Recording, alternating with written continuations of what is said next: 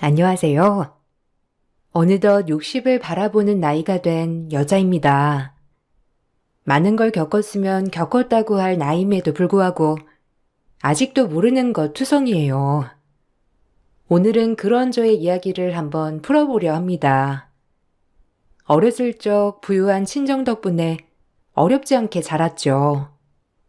운명이었던 것인지 선을 봐서 결혼한 신랑하고도 정말 잘 맞았어요.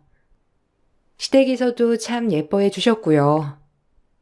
그렇게 알콩달콩 살다가 딸아이를 낳았고 세상에서 제일 행복한 여자가 된 것 같았어요. 그렇게 아무 탈 없이 평범하게 흘러가던 하루하루였죠. 남편이 하는 사업도 승승장구였고 아이도 밝게 자라고 있고 그 무엇보다 정말 행복한 삶을 살고 있다고 자부하던 나날들이었어요.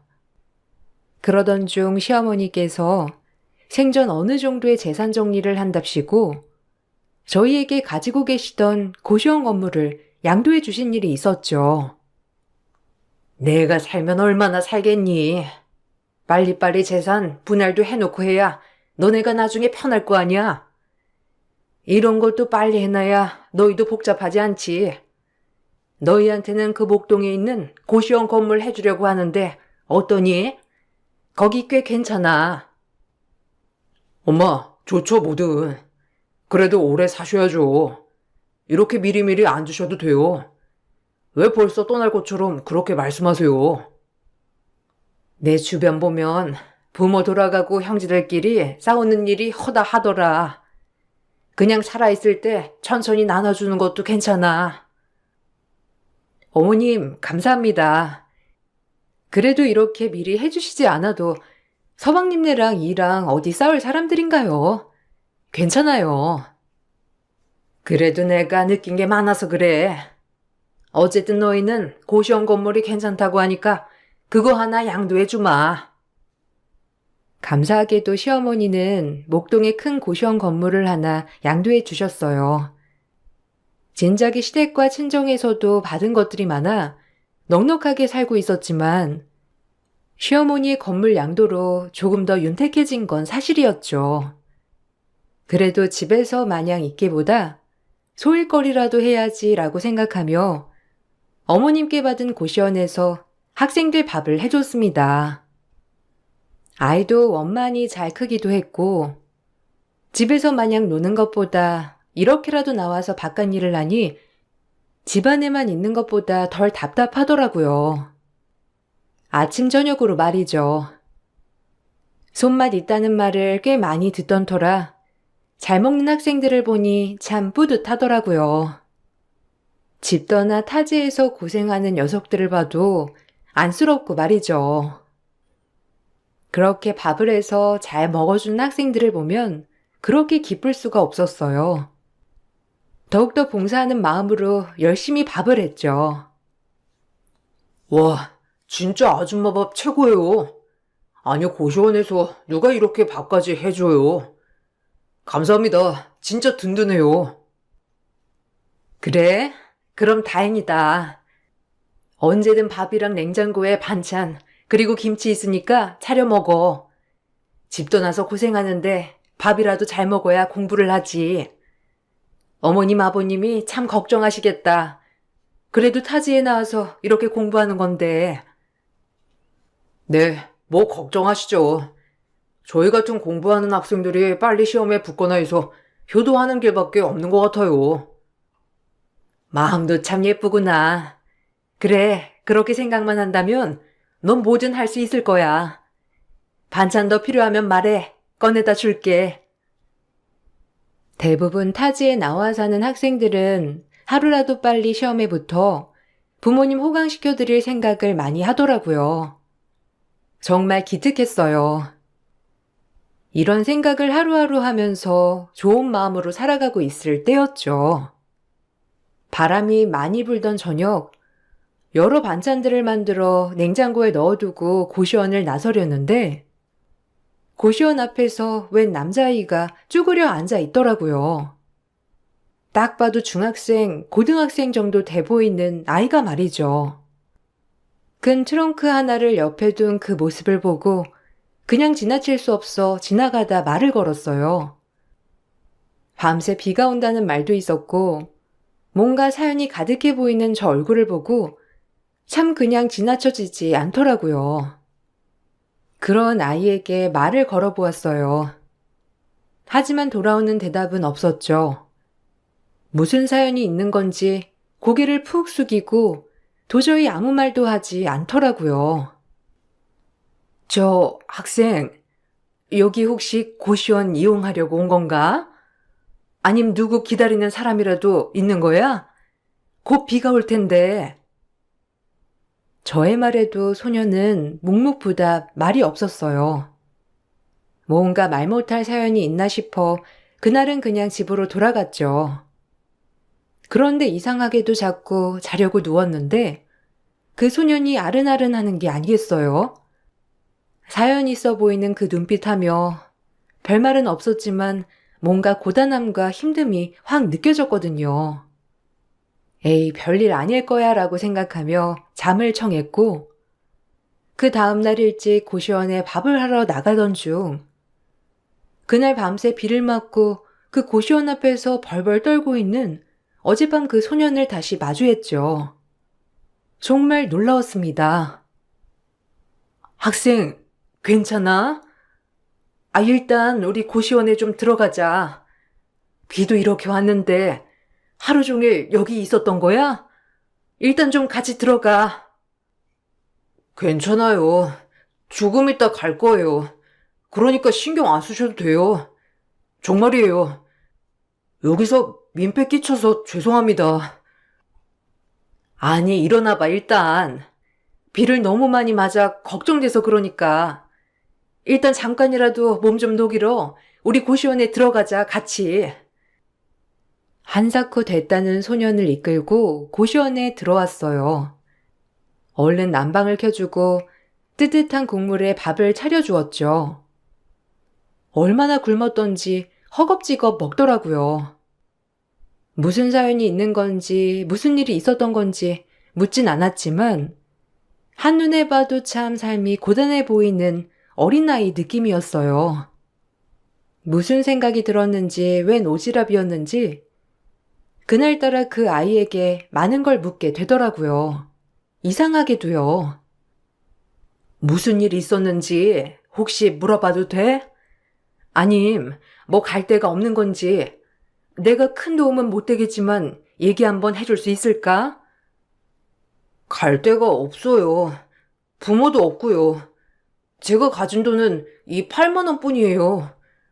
혹시 괜찮으시다면 8만 원어치만 여기서 재워주실 수 있나요? 막상 갈 데를 찾아도 이 돈으로는 어림도 없더라고요. 제가 여기서 지내는 동안 청소며 설거지며 다 해놓을게요. 부모님이 안 계셔? 미안. 이런 건 물어보는 게 아니었는데. 일단 빈 방이 하나 있긴 해서 거기에서 짐 좀 풀고 몸 좀 녹여. 돈 걱정은 하지 말고. 한참 어린 나이일 텐데 밥도 못 먹고. 참, 냉장고에 반찬이랑 밥통에 밥이 있으니까 배고플 때마다 꺼내 먹고. 이상하게 참 마음이 가더라고요. 누군지도 모르는 그 소년한테 말이에요. 그렇게 그 소년은 저희 고시원에서 8만 원어치만 있겠다고 했지만 청소와 설거지를 본인이 해가며 자리를 잡아갔어요. 어두웠던 얼굴 사이로 밝게 웃는 모습을 보니 참 인상도 좋고 선한 느낌이더라고요. 그리고 그 아이에게 학교를 다녀야 하지 않겠냐며 물어봤고 그 소년은 경제적인 이유로 자퇴를 했다고 했어요. 우리 딸과 동갑이었던 아이의 얘기를 들으니 부모로서 안타까운 마음이 먼저 들더라고요. 이상하게 자꾸 마음이 가는 그 소년을 후원해주고 싶다고 생각이 들었습니다. 하지만 이런 부분은 제가 결정할 수 없었기에 남편과 상의를 하게 되었어요. 남편도 선한 사람이었기 때문에 단번에 허락을 해주었지만 문제는 시어머니였어요. 그래, 후원도 나쁘지 않지. 당신이 하고 싶은 대로 그렇게 해. 참 안 됐다. 우리 소희랑 동갑인데 오갈 데도 없는 처지라니. 그러니까 말이야. 볼 때마다 안쓰러워. 그래도 혼자서 민폐 안 끼치려고 고시원 청소하고 설거지하고 하지 말래도 그렇게 해놓은다니까? 그런 거 보면 철이 다 들었나 싶더라고. 나이도 소희랑 동갑이어서 자꾸 더 마음이 쓰이나 봐. 아서라. 그래도 머리 검은 짐승인데 어디 남을 함부로 거둔다는 말이 나와? 그럴 돈 있으면 소희나 더 신경 써라. 소희는 신경 쓰죠, 어머님. 그래도 너무 안 됐잖아요. 우리가 없는 형편도 아니고 소희랑 같은 나이라고 하니까 더 마음이 쓰이고요. 어쩔 수 없는 것 같아요. 저희가 잘 알아서 할 테니까 어머님 너무 염려하지 마세요. 아셨죠? 난 어찌 불안불안하다. 생판 모르는 애를 왜 너희가 지원해줘야 하는지도 모르겠고. 참, 어디서 굴러온 애인 줄 알고. 그런 애 꼭 나중에 뒤통수 치기 마련이야. 왜 너희가 쓸데없이 그런 애를 거두니? 자선봉사할 거면 고아원이나 이런 데 해라. 에이, 어머니. 좀 더 여유 있는 사람이 베풀 수도 있죠. 그냥 마음이 자꾸 쓰여서 그래요. 우리 소희 보는 것 같기도 하고. 시어머니의 반대가 있었지만 남편과 전 확고했기 때문에 그 아이를 지원하기로 마음을 먹었어요. 시어머니는 못마땅해 했지만 저희 결정을 따라 주었죠. 그렇게 모지신 분은 아니었거든요. 그렇게 후원은 시작되었죠. 그리고 아이에게 검정고시를 볼 기회를 줬고 열심히 공부를 할 수 있는 환경을 만들어줬어요. 아이는 내심 고마워하면서도 저희의 호의를 받지 않으려 했지만 정말 연신 고맙다고 하며 더 악착같이 공부하더라고요.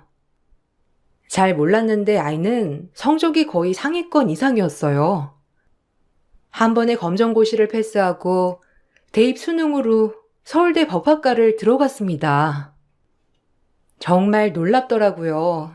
한편으론 안타까웠고요. 이런 재원이 그동안 오갈 데 없이 아무것도 안 하고 묵혀 있었다는 걸 보면서 참 안타까웠죠. 그리고 뿌듯하기도 했고요.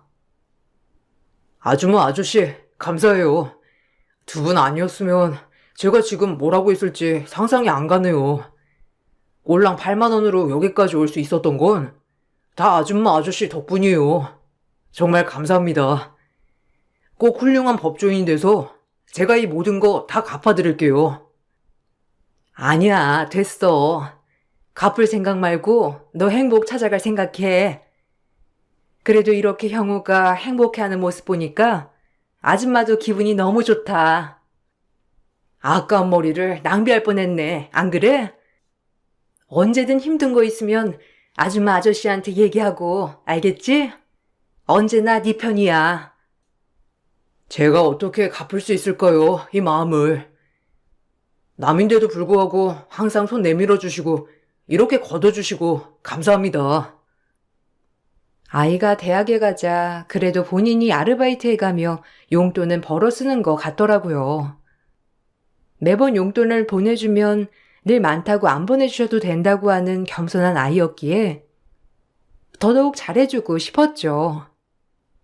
그렇게 아이는 악착같이 공부해서 로스쿨에도 진학을 했어요. 그리고 최고들 중에서도 제일 최고로 졸업을 하고 검사 시험에 합격을 했죠. 대학원 졸업식 날 눈물이 나더라고요. 아들 하나 키운 것처럼 말이에요. 혹시라도 나도 모르게 내가 눈치를 줬던 일이 있었을까라는 생각도 들었고 언제 이렇게 커서 훌륭한 사람이 됐을까 하는 마음도 들며 여러 가지 복잡한 감정이 마주했습니다. 그리고 결론은 너무 행복했어요. 이게 다 아줌마 아저씨 덕분이에요. 감사합니다. 평생 갖고 살게요. 그리고 저 역시 힘든 사람 그냥 지나치지 않고 아줌마가 베풀었던 것처럼 살 거예요. 너무 감사드려요. 평생을 다해도 모자라지만 정말 잊지 않겠습니다. 아줌마 아저씨. 아유, 형호가 이제 정말 어른이네. 17살 때 봤던 아이가 이젠 어엿한 30대를 바라보는 청년이 되었으니 딸 하나만 있어서 늘 허전했는데 아저씨와 아줌마도 형우 같은 아들 하나 생긴 것 같아 기분 좋았다 그동안. 우리 앞으로도 잘 지내보자. 그래 형우야. 언제든 아줌마 아저씨는 이 자리에 있을 거야. 그러니까 혹시라도 힘든 일 있으면 찾아와. 알겠지? 정말 감사해요. 이제 제가 더 잘해야죠. 아줌마 아저씨 은혜 절대 잊지 않을 거예요. 그러니까 건강하게만 계세요. 그렇게 그 소년의 오랜 후원은 끝이 났어요. 검사도 되었고 작은 아기 새를 둥지에서 떠나보냈다는 마음에 안도감과 섭섭함이 들더라고요. 그리고 뭔지 모를 뿌듯함까지 느껴졌죠. 그렇게 아이와는 좋은 관계로 지내고 있었습니다. 그러던 중 딸아이가 결혼을 하겠다고 남자친구를 데리고 온다고 하더라고요. 우리 딸이 어떤 남자를 만날까 하는 생각에 궁금해하던 찰나 딸아이가 데리고 온 남자를 보고 저와 남편은 입을 다물지 못했죠. 그 남자는 바로 저희가 후원을 한 소년이었거든요. 엄마, 아빠, 놀랬지? 나 사실 형우랑 만나고 있었어. 그리고 결혼 생각하면서 만나는 거라 엄마 아빠한테 말하고 싶었어. 아니, 이게 어떻게 된 거야? 어머, 형우랑 언제부터 둘이? 그럼 계속 몰래 만났던 거야? 웬일이니? 참 어떻게 이런 일이? 죄송합니다. 진작 말씀드렸어야 했는데 제가 검사라도 돼야 아줌마 아저씨한테 떳떳하게 인사드릴 수 있을 것 같았어요. 아유, 형우라니. 아니 어떻게 이런 일이. 내가 근데 형우라면 진짜 보장하지 인성은. 안 그래 여보? 오히려 엄한 놈 데려온 것보다 우리 형우라니. 오히려 아빠는 찬성이다. 착실하고 성실하고 12년을 지켜본 결과 형우 같은 애 아주 진국이야. 처음엔 조금 놀랐고 무슨 감정인지 모르게 섭섭함이 밀려왔죠. 그동안 몰래 속였다는 생각이 말이에요. 하지만 바꿔 생각해보니 형우는 어렸을 때부터 우리가 알던 애고 성실하고 겸손한 아이인 걸 누구보다 더 많이 지켜봤기 때문에 하나밖에 없는 딸아이를 맡겨도 될 만하겠더라고요. 오히려 좋았습니다. 그리고 형우가 온전한 가족이 된 것 같아 기분이 참 벅차 오르더라고요. 아니 어쩌다 둘이 만나게 된 거야. 난 형우라면 두 팔 벌려 환영이지만 진짜 감쪽같이 어떻게 이럴 수 있어. 그렇게 됐어. 진작 말하고 싶었는데 형우가 꼭 본인이 좀 떳떳해질 때 말하고 싶다고 해서. 우리 허락해 줄 거지? 엄마 아빠? 난 형우라면 환영이다. 그동안 지켜본 결과 우리 형우만한 애가 없잖아. 안 그래 여보? 난 형우라면 두 팔 벌려 환영이야. 엄마도 마찬가지야. 엄마 눈 만나는 것보다 형우라면 안심이지. 그나저나 진지하게 결혼까지 생각하고 있다는 거야? 형우 어차피 검사 임용도 됐겠다. 우리 이제 어린 나이 아니잖아. 결혼 허락해 주시면 결혼하고 싶어요, 형우랑. 저도 마찬가지예요. 제가 이악 물고 공부했던 이유도 소희랑 결혼하기 위해서였어요. 아줌마 아저씨한테 실망시켜드리고 싶지 않았거든요. 허락해 주시면 정말 소희한테 평생 잘하겠습니다, 아줌마. 아니, 어머님, 아버님, 허락해 주십시오.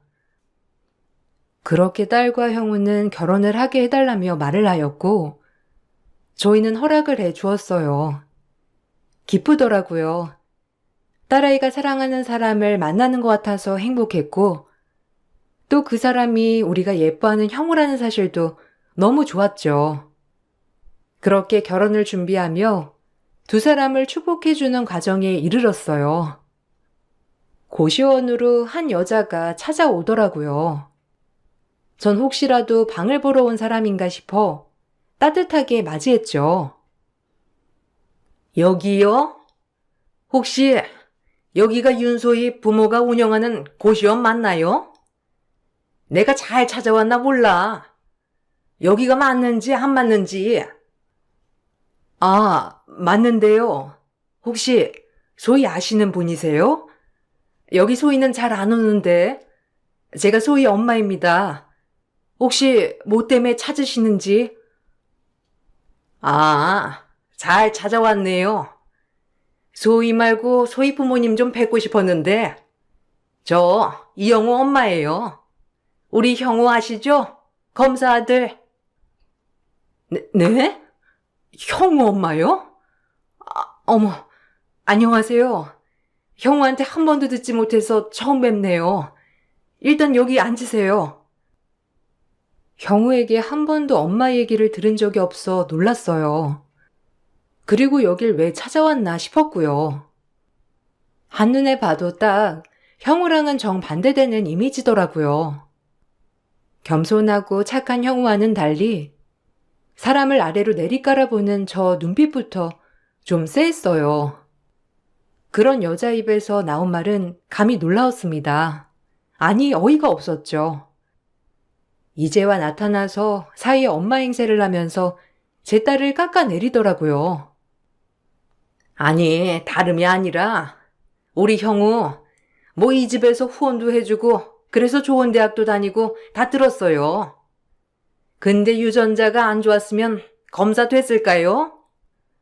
뭐 지금 나랑 형우랑 잠깐 오해가 있어서 서로 연락은 안 하고 있긴 한데 내가 엄마니까 날 외면할 수도 없을 거고 본론부터 말하자면 형우가 맞는다고 하는 애 이 집 딸이잖아요. 그렇죠?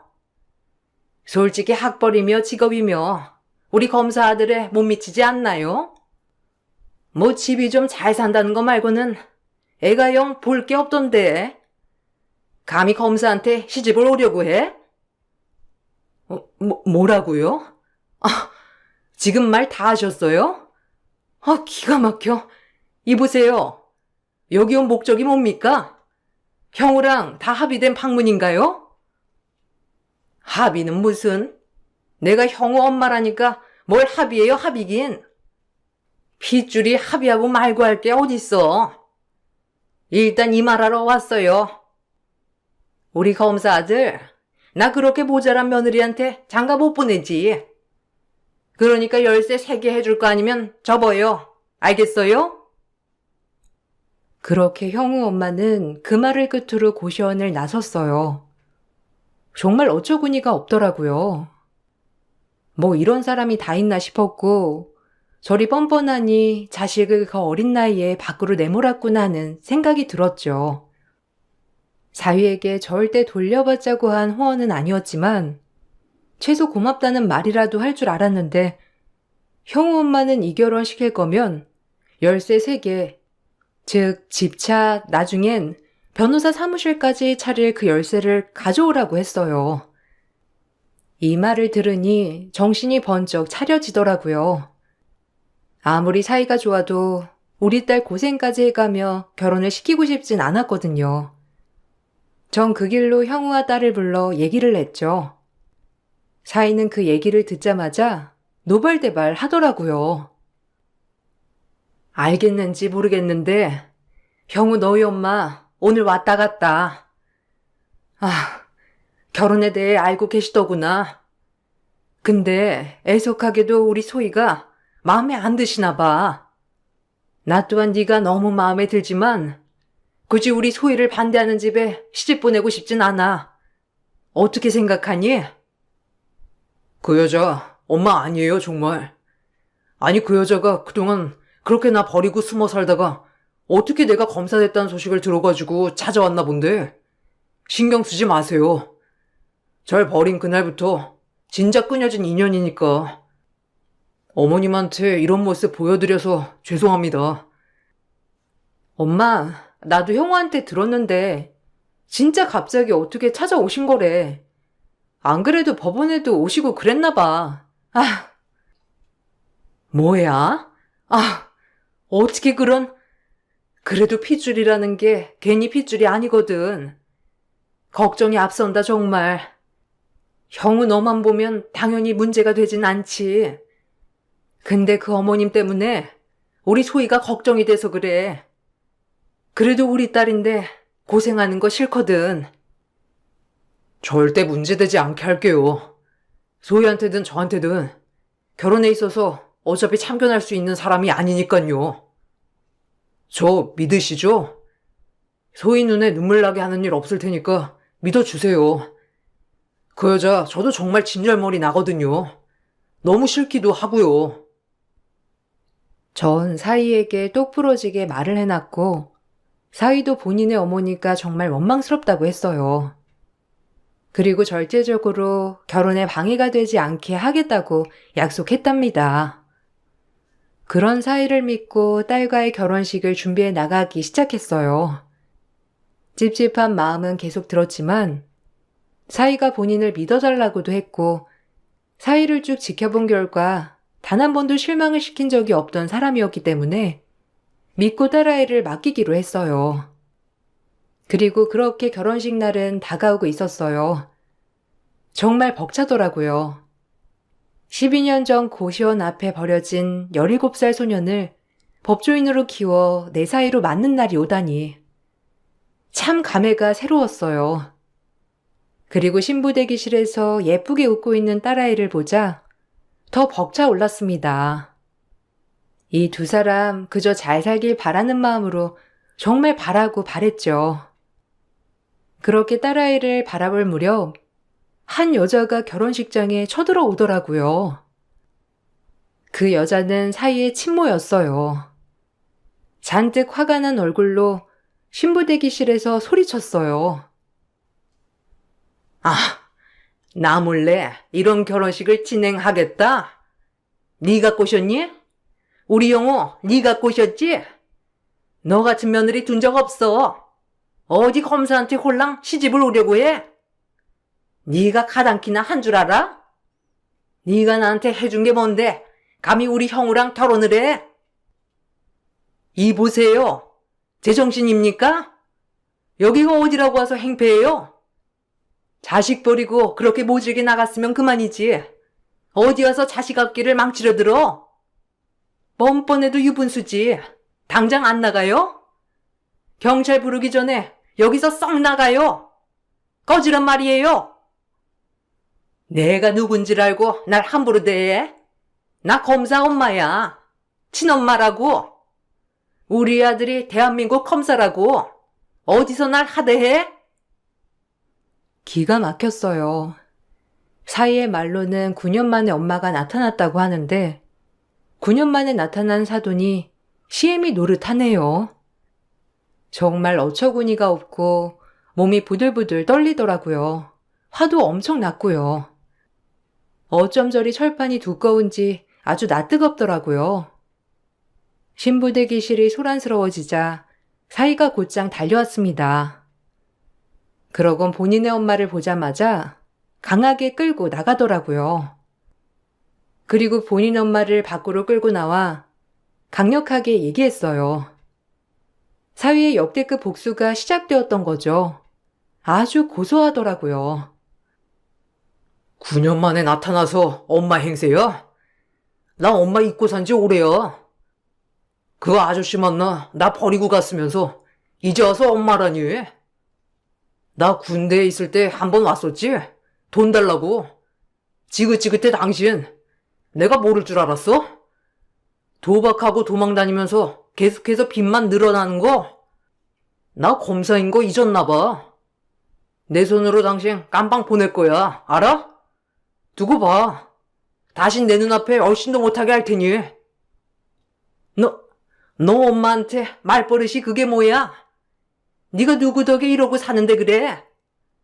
네가 내 덕에 태어나서 이렇게 검사까지 됐으면 엄마를 떠받들어도 모자랄 판에 감히 엄마를 하대해? 그래봤자 너랑 나랑은 핏줄이야. 알아? 난 저 여자의 시어머니라고. 웃기지 마. 피를 다 뽑아버리고 싶을 지경이니까. 나 그렇게 버리고 가고 어머님 아버님 덕분에 이 자리까지 온 거야. 감사해도 모자랄 판에 뻔뻔하게 이대로 못 넘어가. 당장 구속 수사할 거니까 기다려. 검사의 위험을 보여주겠어. 그러곤 바로 사이는 본인이 같이 일하고 있는 사무실 사람들에게 전화해 곧바로 본인의 엄마에게 구속영장을 신청하더라고요. 알고 보니 사이의 친모는 도박에 미쳐있던 사람이었죠. 정가도 3범이나 되더라고요. 그리고 지금은 개모임에서 개똥까지 떼어먹고 도주 중이었고요. 그런 사람이 뻔뻔하게 아들이 검사라며 고개를 빳빳이 들고 다녔더라고요. 정말 기가 막힐 노릇이었죠. 네가 나한테 감히 그럴 수 있어? 어떻게 그러니? 내가 널 낳았는데, 네가 누구 때문에 태어나서 검사가 됐는데. 나 어머님 아버님 아니었으면 이 자리까지 오지도 않았어. 그 전에 죽었거나 지금쯤 어디 막노동이나 하면서 세월을 보내고 있었겠지. 뻔뻔하게 날 버리고 가놓고 이제 와서 내가 검사가 되니까 왜 아쉬워? 당신 같은 사람 상종하지 않을 거야. 절대 내 엄마라고 부를 수 없으니 당장 이 자리에서 꺼져. 알겠어? 그리고 선처는 바라지도 마. 형량 세게 부를 거니까. 너 네가 어떻게 엄마한테 엄마가 살기 어려워서 잠시만 너를 그렇게 방치한 건데 어떻게 엄마한테 그럴 수가 있어? 그만하지. 구질구질하게. 17살 어린 나이에 버림받고 애가 얼마나 악착같이 살았는데 그건 몰라주고 그저 본인 힘든 얘기만. 그러니 이렇게 멸시당하고 무시당하지. 당신 인생 그렇게 살지 마. 알겠어? 도덕적이지 못한 인간이 어디서 시어머니 질이야? 내 사이, 아니 내 아들 같은 사이한테 앞으로 한 번만 더 나타나면 넌 그때 내가 머리통을 다 뽑아버릴 줄 알아.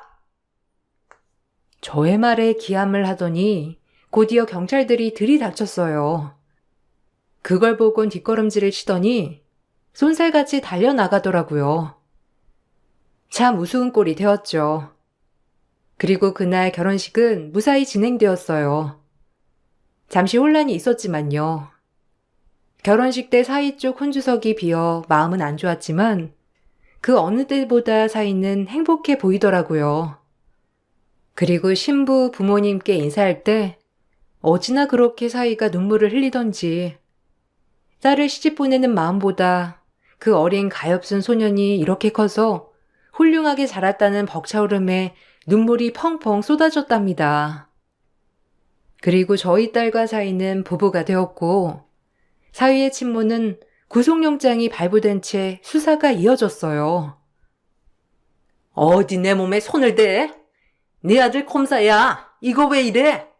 참나. 일단 도박 하나 있다고 또 집어넣겠다고? 내 아들이 감히 누군 줄 알고 날 이렇게 모욕해도 되는 거야?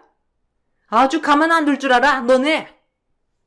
너네 모가지 내가 날려버릴 거니까 그런 줄 알아. 조용히 좀 하세요. 당신 아들 누군지 알 거 없고요. 저흰 떨어진 명령만 하는 겁니다. 개돈 다 어디다 썼어요? 지금 이 아주머니들이 합의 안 해주면 아주마 구속이에요. 알아요? 도박에 사기에 아주 가지가지 하시네 정말. 내가 구속이 된다고? 웃기네. 우리 아들이 검사인데 날 이렇게 내버려 둘 것 같아? 절대 안 되지. 마음대로 해봐.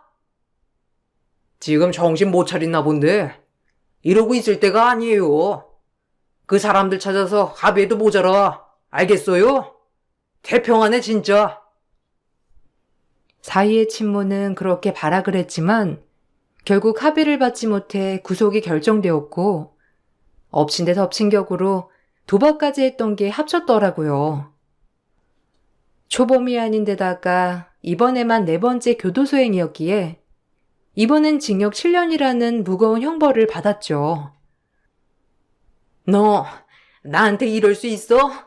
아니 어떻게 눈 하나 깜짝 안 하고 네가 나한테 이래? 넌 내가 가만 안 둬. 알겠어? 조용히 하세요. 여기가 어디라고 소란입니까? 하여간 더 이상 소란스럽게 하면 즉각 조치하겠습니다. 앉으세요. 사위는 눈 하나 깜짝 안 하고 구속을 시키더라고요. 그렇게 9년 만에 나타나 시애미 노릇을 하려고 했던 사도는 결국 비참한 교도소행으로 마무리되었답니다. 사실 이런 걸 보고 인과응보라고 하죠. 아무리 사위가 본인의 친모를 미워한다 해도 본인 마음이 아플 것 같아 따로 물어보진 않았어요. 하지만 사위는 그럼에도 불구하고 더 밝게 지내면서 잊어가고 있더라고요. 본인을 버린 엄마 얼마나 원망스러울까. 그 마음이 참 저는 헤아려지지 않지만 그래도 사위가 지금에야 마음이 편해졌다고 하면 오히려 잘된 일이라고 생각이 들어요. 그 정도로 사위는 행복해질 자격이 충분하거든요. 제가 바라기도 하고요. 고마워. 그리고 우리 소희랑 결혼해줘서도 고맙고 이렇게 잘 자라줘서 너무 고맙다 형우야. 참 어릴 때 봤는데 벌써 이렇게 어른이 된다니. 우리 인연도 보통 인연이 아니지? 앞으로도 지금처럼 잘 지내보자. 고맙고 사랑한다 형우야. 제가 할 소리죠. 정말 걷어주시고 은혜 베풀어 주셔서 감사합니다. 아마 죽을 때까지 제가 이 은혜를 갚을 수 있을까요? 그렇게 지나치지 않고 걷어주는 게 쉽지가 않으셨을 텐데 저 역시 장모님처럼 어려운 학생들한테 베풀며 살 거예요. 앞으로 제 행보 지켜봐 주세요, 장모님. 그리고 소희는 걱정 마세요. 무슨 일이 있어도 제가 옆에서 잘 지켜나갈 거니까요. 저도 사랑합니다. 엄마, 고마워. 이 사람 이렇게 훌륭하게 뒷받침해줘서 엄마 덕분에 내가 제일 행복하네.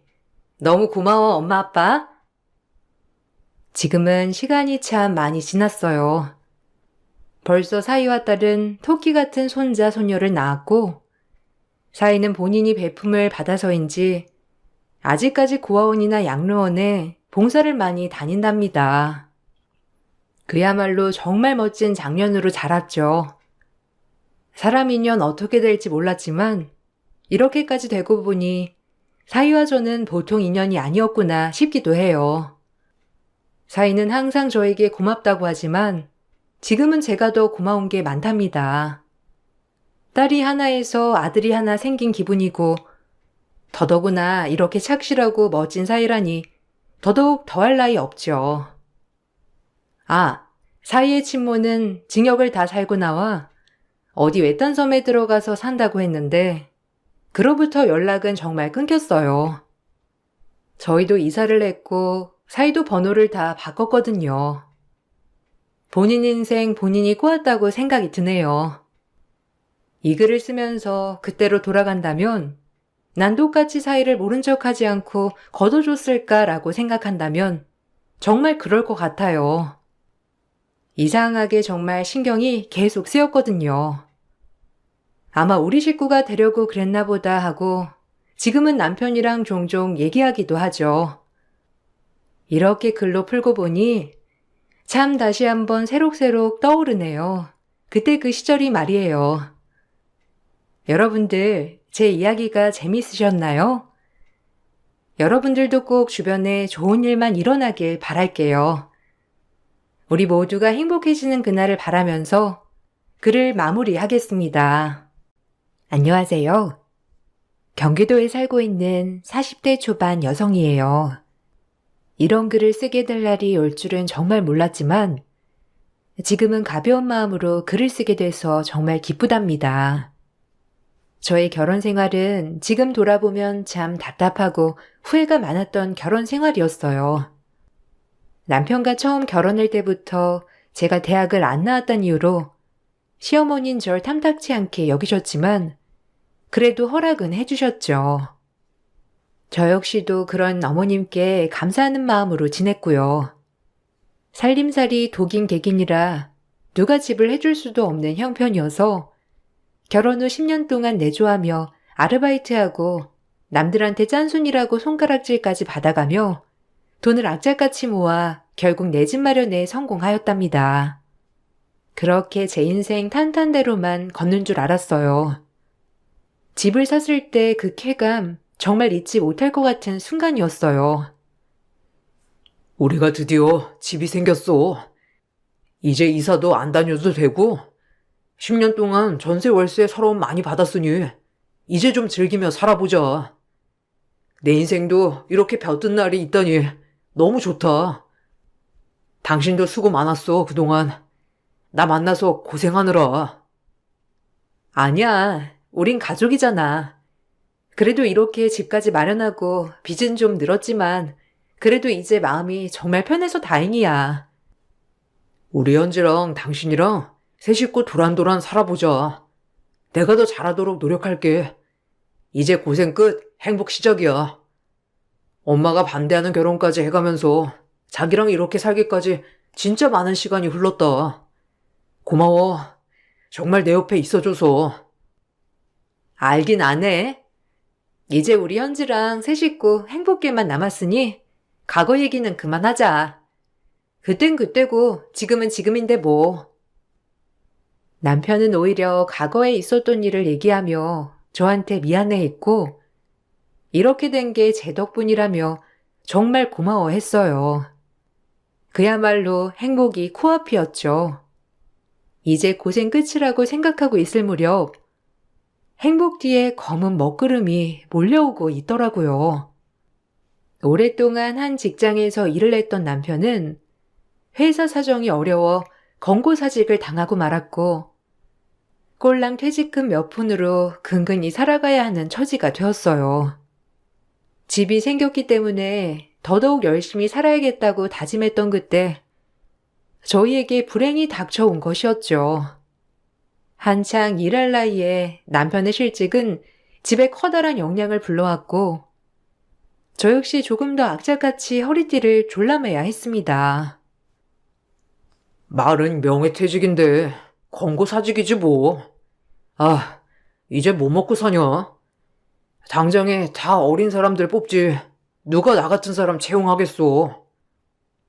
그래도 알아는 봐야지. 일단 퇴직금 남은 거랑 해서 조금 생활하다가 자기 취직하면 그때부터 더 괜찮아질 거야. 힘들어도 잘 헤쳐나가 봐야지. 우리 더 어려울 때도 많았잖아. 분명 일할 때는 많으니까 너무 걱정하지 마. 알겠지? 나도 도울게. 당장에 일자리부터 알아봐야지. 이렇게 마냥 놀 수도 없고. 미안하다. 너 볼 낯이 없다 내가. 행복 시작인 줄 알았더니. 아니야, 됐어. 가족끼리 무슨. 자기도 좋은 회사 들어갈 수 있으니까 너무 그렇게 낙담하지 마. 혹시 알아? 연봉 더 많이 받을지. 남편은 저에게 미안해했고 그거면 충분했어요. 사실 남편 잘못이라기보다 회사 사정 때문에 그런 거니까 이해하기로 했어요. 그리고 계속 제가 편의점이며 마트 캐셔 등등 아르바이트를 지속했었기 때문에 생활은 어느 정도 가능했어요. 하지만 딸이 원하는 피아노 학원을 보내주지 못해 마음이 너무 불편하고 안 좋았어요. 무슨 부귀 영화를 누리자고 애 학원 하나 못 보내는 형편이 되었나 싶을 정도로 말이죠. 엎친 데 덮친 겨 이 와중에 시댁은 부동산 사기를 당해 그동안 가지고 있던 전 재산도 잃고 길거리에 나앉게 되었습니다. 그들은 오갈 데가 없어지자 한밤중에 저희 집으로 몰려오게 되었어요. 정말 답답한 나날들이었죠. 솔직히 시부모 모실 수 있다고 생각했습니다. 하지만 저희 시부모님의 만행을 보면서 점점 집안은 풍비박산 나기 시작했죠. 내 팔자가 무슨 팔자라니?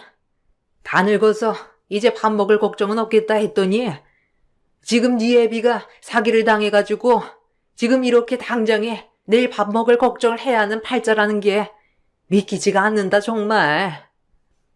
아유, 어디 한번 나처럼 불쌍한 사람 있으면 나와봐. 아, 그만해. 몇 번을 말하는 거야? 사람이 잘 좀 해보겠다고 한 건데 나도 당신 푸념 지쳐 죽겠단 말이야. 그만 말해. 뭐예요? 지금 누구 때문에 대신세가 이렇게 됐는데 지금 어디다 대고 큰 소리예요? 아주 웃기는 양반 아니야 이거? 아, 그만들 하시고요. 내 집처럼 편안하게 계세요. 아들 집인데요, 뭐. 그리고 제가 장남이기도 하고 당연히 모셔야죠. 당연하지. 큰아들 이렇게 집 사가지고 잘 사는데 오빠가 엄마 아빠 모셔야지. 그럼 누가 모셔? 엄마, 내 집처럼 편안히 있어.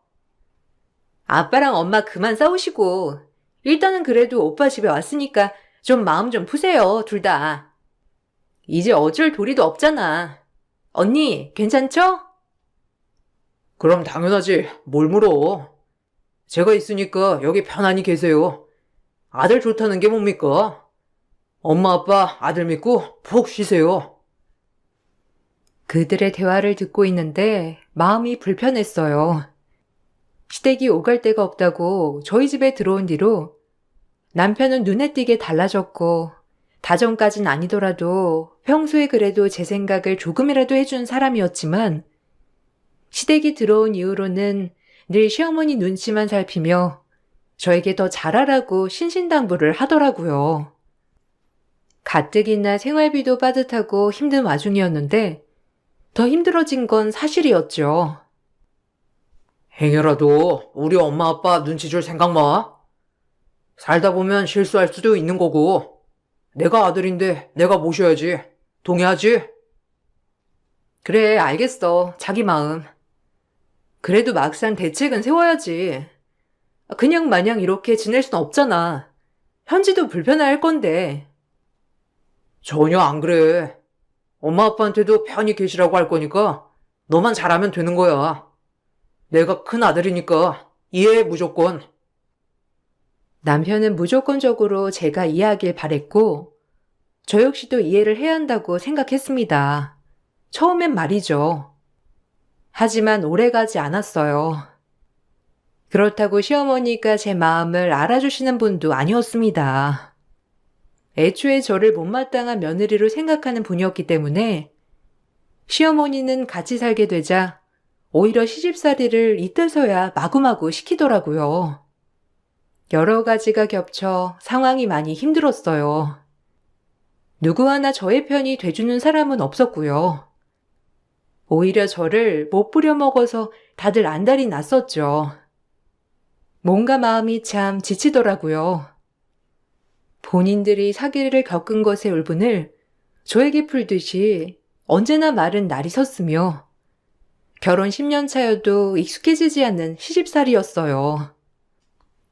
아유, 작은 방 외풍이 부는지 진짜 허리 아파서 못 자겠더라. 내 집처럼 생각하라더니 불편해서야 원. 아침 반찬은 이게 다니? 너 우리 홀대하는 거야 뭐야? 그래도 최소 반찬 5개 정도는 올려놔야지. 꼴랑 국에 밑반찬 몇 개. 너무하다 정말. 장을 못 봤어요. 장 보고 와서 반찬 해드릴게요. 그리고 아침에 헤비하게 드시면 몸에 이롭지 않으세요. 간단히 먹어야 좋은 거라고요. 더더욱 나이 들었을 때 말이죠. 하기 싫어서가 아니라 어머님 고지혈증도 있으신데 조금 가볍게 드셔보세요. 뭐야? 아주 이게 반찬하기 싫어서 별별 핑계를 다 대네. 너 지금 우리가 여기 들어왔다고 나 무시하는 거야 뭐야? 그러게. 언니 너무하다 진짜. 우리 얹혀 산다고 무시하는 거예요? 막말로 여기가 오빠 집이지 언니 집 아니잖아요. 애초에 결혼 때부터 분가했으니까 지금 그냥 시집이랑 같이 산다고 생각해요. 얹혀 산다고 무시하지 말고요. 웃기는 언니야 정말. 얹혀 살긴 뭘 얹혀 살아 우리가. 우리 아들이 여기 떡하니 있구만. 우릴 보시는 거지. 아들아, 그렇지? 너 앞으로 우리한테 말 조심해. 알겠어? 꼴랑 집 하나 가지고 아주 기세등등해서는 심히 알기를 우습게 알지? 가만 안 둔다. 중간중간 시어머니와 시누이의 대화 소리에 정말 듣기 거북하더라고요. 우리 집에 와서 이렇게 살고 있다는 게 당연한 것처럼 얘기를 하는 게 정말 뻔뻔하다고 생각했고 원래도 살가운 사람들은 아니었지만 이렇게 힘들 때 서로 예쁜 말만 해주고 서로 위해주면 얼마나 좋을까라는 생각이 들면서 황당하고 기가 찰 노릇이었습니다. 무시하긴요. 비하기 너무 심하셔요, 아가씨랑 어머님. 그런 거 아니니까 오해들 마세요. 저도 억울하긴 마찬가지예요. 당신 그만 못해? 엄마 죄송해요. 그리고 작은 밤 외풍 불면 우리 방이랑 교체해서 주무실래요? 저희 방엔 화장실도 있어서. 에이구, 그럴까? 난 그럼 좋지. 사실 어른들이 안방 쓰는 게 낫지. 작은 방 쓰는 게 보기가 좀 그렇잖니. 우리 아들 최고다. 진작 그랬어야지. 엄마 아빠가 안방 써야지. 언니랑 오빠가 안방 쓰는 게 말이 돼? 그래 엄마. 허리 편한 데서 주무시는 게 낫지. 오빠 없었으면 큰일 날 뻔했네. 새언니 입에선 절대 이런 말 안 나오잖아. 방 바꾸자는 말. 어디 저 표정 보면 무서워서 말 시키겠나? 내가 미쳤지. 쟤랑 우리 아들이랑 결혼을 시키다니. 아주 다른 집 며느리 같았으면 벌써 방 바꿔줬을 게다. 아주 모진 것이야. 그걸 이제 알았어, 엄마는? 우리 여기 온 것도 아주 못마땅해 하는 것 좀 봐. 남들은 얼른이라도 오라고 할 텐데 하여간 언니는? 때리는 시어머니보다 말리는 시누이가 더 밉다고 시누이는 사사건건 저렇게 비아냥대며 말꼬리를 잡았죠. 아주 저 주둥머리를 콱 한 대 쥐어받고 싶었던 적이 한두 번이 아니었어요. 나이도 어린 게 어쩜 저렇게 대놓고 얄미운지 참 가지가지 하더라고요. 그리고 하룻밤 주무시고 작은 방이 불편하다는 어머님에게 남편은 저와 상의도 없이 안방과 작은 방을 바꿔드린다고 하더라고요. 그렇게 오히려 주객이 전도되는 상황이 돼버린 거죠. 시어머니는 신이 나서 안방에 침대며 가구며 본인이 쓰게 되었고 저희는 작은 방을 쓰게 되었어요. 여기까지도 좀 어이가 없던 부분이었지만 그래도 이 정도까진 정말 어른에 대한 예의로 참자고 마음을 다스렸어요. 남편이 실직한 상태인 걸 시댁은 몰랐기 때문에 매일같이 남편은 취직 자리를 찾는다는 핑계로 아침부터 밖에 나가게 되었고 저는 딸린 식구가 많아진 관계로 아르바이트를 늘려야만 했습니다. 하지만 그 어느 누구 하나 생활비 한번 보태겠다고 하는 식구들은 없었어요. 그야말로 저 혼자 아등바등 하는 삶이더라고요. 남편의 퇴직금은 떨어져만 가고 있었고요. 저 좀 나갔다 올게요, 어머님. 현지 오면 점심만 챙겨주실 수 있을까요? 제가 오늘은 좀 늦을 것 같은데 이것저것 해야 해서. 너 아주 잘 싸돌아다닌다. 네가 하는 게 뭐가 있다고 이렇게 싸돌아다니기만 하는 거야? 늙은이들 제때제때 밥이나 챙겨주고 내조나 잘하면 되는 거지. 아주 우리 아들이 벌어다 준 돈으로 펑펑 쓸어 다니기 바쁜 거지? 애초에 머리에 든 것도 없는 네가 우리 며느리가 된다고 했을 때부터 걱정했다. 이 집 누구 덕분에 사는 거야? 네가 지금? 네가 우리 아들 아니었으면 이런 집이 가당키나 해? 우릴 모신다고 생각해. 알겠어? 네가 얹혀 살면 얹혀 사는 거지. 절대 우리가 얹혀 사는 거 아니니까. 명심해라. 너무하신 거 아니에요? 어머님 이 집 저 아니었으면 절대 못 샀어요. 생활비도 아끼고 아르바이트도 2탕이나 뛰어가며 마련한 돈으로 대출 못해서 산 집이라고요. 어머님 아들 월급으로만 이런 집이 가당키나 한 줄 아세요? 저 다녀올게요. 저것이 아주 시애밀무시해. 지금 내가 이러고 있다고 무시하는 거지? 너 어디 두고 봐라. 우리 아들 오면 다 일러줄 거야. 너무 화가 나 그대로 어머님께 쏘아붙이고 아르바이트를 나갔어요. 마음 같아선 애비가 실직 상태라 일을 나가야 한다고 말을 하고 싶었지만 남편이 절대 비밀이라고 시댁 식구 걱정시키고 싶지 않다고 저에게 간곡히 부탁을 하였기 때문에 저런 모욕을 들어도 꾹 참아야만 했죠. 오전에 편의점 알바, 오후에 갈비집에서 아르바이트를 하고 귀가하던 길 진짜 지치더라고요. 그렇지만 퇴근한 저에게 돌아온 건 시댁 식구의 비아냥과 남편의 폭언이었습니다. 남편도 스트레스가 이만저만이 아니라 그런지 변하더라고요. 아니 원래 그런 모습이었지만 제가 있어 좋은 모습만 봤을지도 모르겠다는 생각을 했어요. 남편은 저에게 절대 힘이 돼주는 존재가 아니었고 오히려 시어머니 편에 서서 저를 더 힘들게만 하는 인간이었거든요. 이 집에 마음 붙일 때라곤 없었어요. 참. 이제서야 기어오는 거 봐라. 우리가 저녁을 못 먹었든 신경도 안 쓰더니 넌 갈비 먹고 온 거냐? 갈비 냄새 난다. 아니요. 뭐 좀 일이 있어서 잠깐 들렸던 거예요. 식사는 하셨어요? 요즘 정신이 없어서 이 시간까지 안 드신 건 아니죠? 지는 갈비 처먹고 오린 꼴랑 찬밥으로 밥을 때우게 하고 애비야, 이게 정상인 거야? 너 입이 있으면 말을 해봐. 당신 요새 살림하긴 하는 거야? 어머니 아버지가 집에 있으면 더 잘해야 할 거 아니야?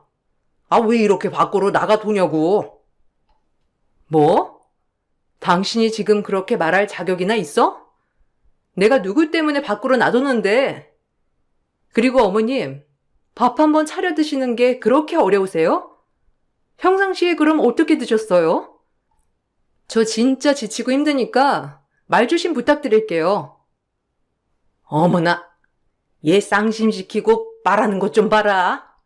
애비야, 너 있는 데서도 이러는데 나 혼자 있을 땐 오죽하겠냐? 일해서 돈 없는 부모는 부모도 아니라고 했다고. 내가 이런 홀대를 받게 될 줄 누가 알았어? 천하의 나쁜 것 같으니라고. 아주 못됐어. 당신 얼른 사과 안 드려? 어머니한테 당장 사과 드려. 안 그러면 용서 안 할 줄 알아? 내 부모다 생각하면 이게 이럴 일이야? 남편과 시어머니의 어이없는 개소리에 말문이 막혔어요. 그리고 남편의 이런 태도들이 정말 실망스럽고 이제서야 본색이 나오는구나 싶은 것이 미어지기 시작하더라고요. 이렇게 마마보이인 줄 알았으면 결혼하지 않았을 텐데 라는 후회와 함께 말이죠. 늘 이런 식이었어요. 밖에 나가 힘들게 아르바이트 두탕세탕 하는 저는 나중에 없었고 집에서 뜨신 밥 먹는 시부만 걱정하는 남편이었어요. 시어머니는 원래 그러신 분이니 그러려니 했지만 남편과의 관계가 악화되자 솔직히 참기가 좀 힘들었습니다. 엄마한테 다 들었어요. 언니 너무한 거 아니에요? 혼자 갈비 먹고 우리 엄마 아빠는 라면 먹게 해요, 지금? 그게 인간이에요? 아가씨, 말 조심해요. 나 지금 엄청 참고 있으니까. 그리고 내가 갈비 먹었다는 증거 있어요? 설령 먹었다 한들 내가 이렇게 아가씨한테까지 홍게 들어야 하는 입장인가요? 아가씨 지금 일하고 있죠? 아가씨도 생활비 내도록 해요. 어머님, 아버님이야 뭐 그렇다 치지만 아가씨는 내야죠. 물세, 전기세, 밥값 이런 거 기본적으로 내야 하는 거 아니에요? 이번 주까지 주세요. 웃겨 진짜. 오빠 믿고 설치는 거예요 지금? 생활비라니. 내가 내 오빠 집에 사는데 왜 생활비를 내야 하는데요? 아가씨 성인이잖아요. 제가 아가씨까지 부양해야 할 의무는 없다고 생각하는데. 아가씨한테 생활비 받으면 그 돈으로 어머님 아버님 갈비 사드릴 테니까 이번 주까지 돈 준비해줘요. 매월 10일 이때 생활비 받을게요. 30만 원씩 아셨죠? 오빠도 알아요? 진짜 웃겨. 아주 돈돈돈. 사람 질리게 하는데 뭐 있다니까. 오빠 안 만났으면 아마 언니도 이렇게 살기 힘들었을걸요? 이 집도 오빠 명의잖아요. 그런데 왜 이렇게 설쳐대는지. 솔직히 막말로 언니만 남 아니에요? 피도 안 섞인? 남이라면 할 말 없네요. 그럼 남인 저한테 아무것도 바라지 말고 그렇게 위대한 오빠한테 다 해달라고 하세요. 진우는 오히려 저에게 한 방 먹고 말문이 막혔어요. 얼마나 고소하던지. 하지만 생활비 얘기가 시어머니 귀에까지 들어갔고, 시어머니는 시댁 식구들의 짐을 싸고 남편 앞에서 되지도 않는 연기를 하더라고요. 그 모습을 보고 남편은 불같이 화를 냈고요. 또 욕을 먹는 건 저였고, 이 집에서 저만 나쁜 년, 모진 년 소리를 들어야만 했어요. 남편은 성인군자인 양 행동하더라고요. 내가 서러워서 여기 있겠냐? 며느리 눈치를 이렇게 봐야 하는데, 이제 하다 우리 딸한테까지 눈치 주는데 여기로 어떻게 붙어 있으란 거야? 나 못 산다. 내가 길바닥에 나앉든 어디 들어가든 알아서 할 거니까 이 어미 말리지 마. 속상해 정말. 이 밤에 어딜 간다고 그러세요?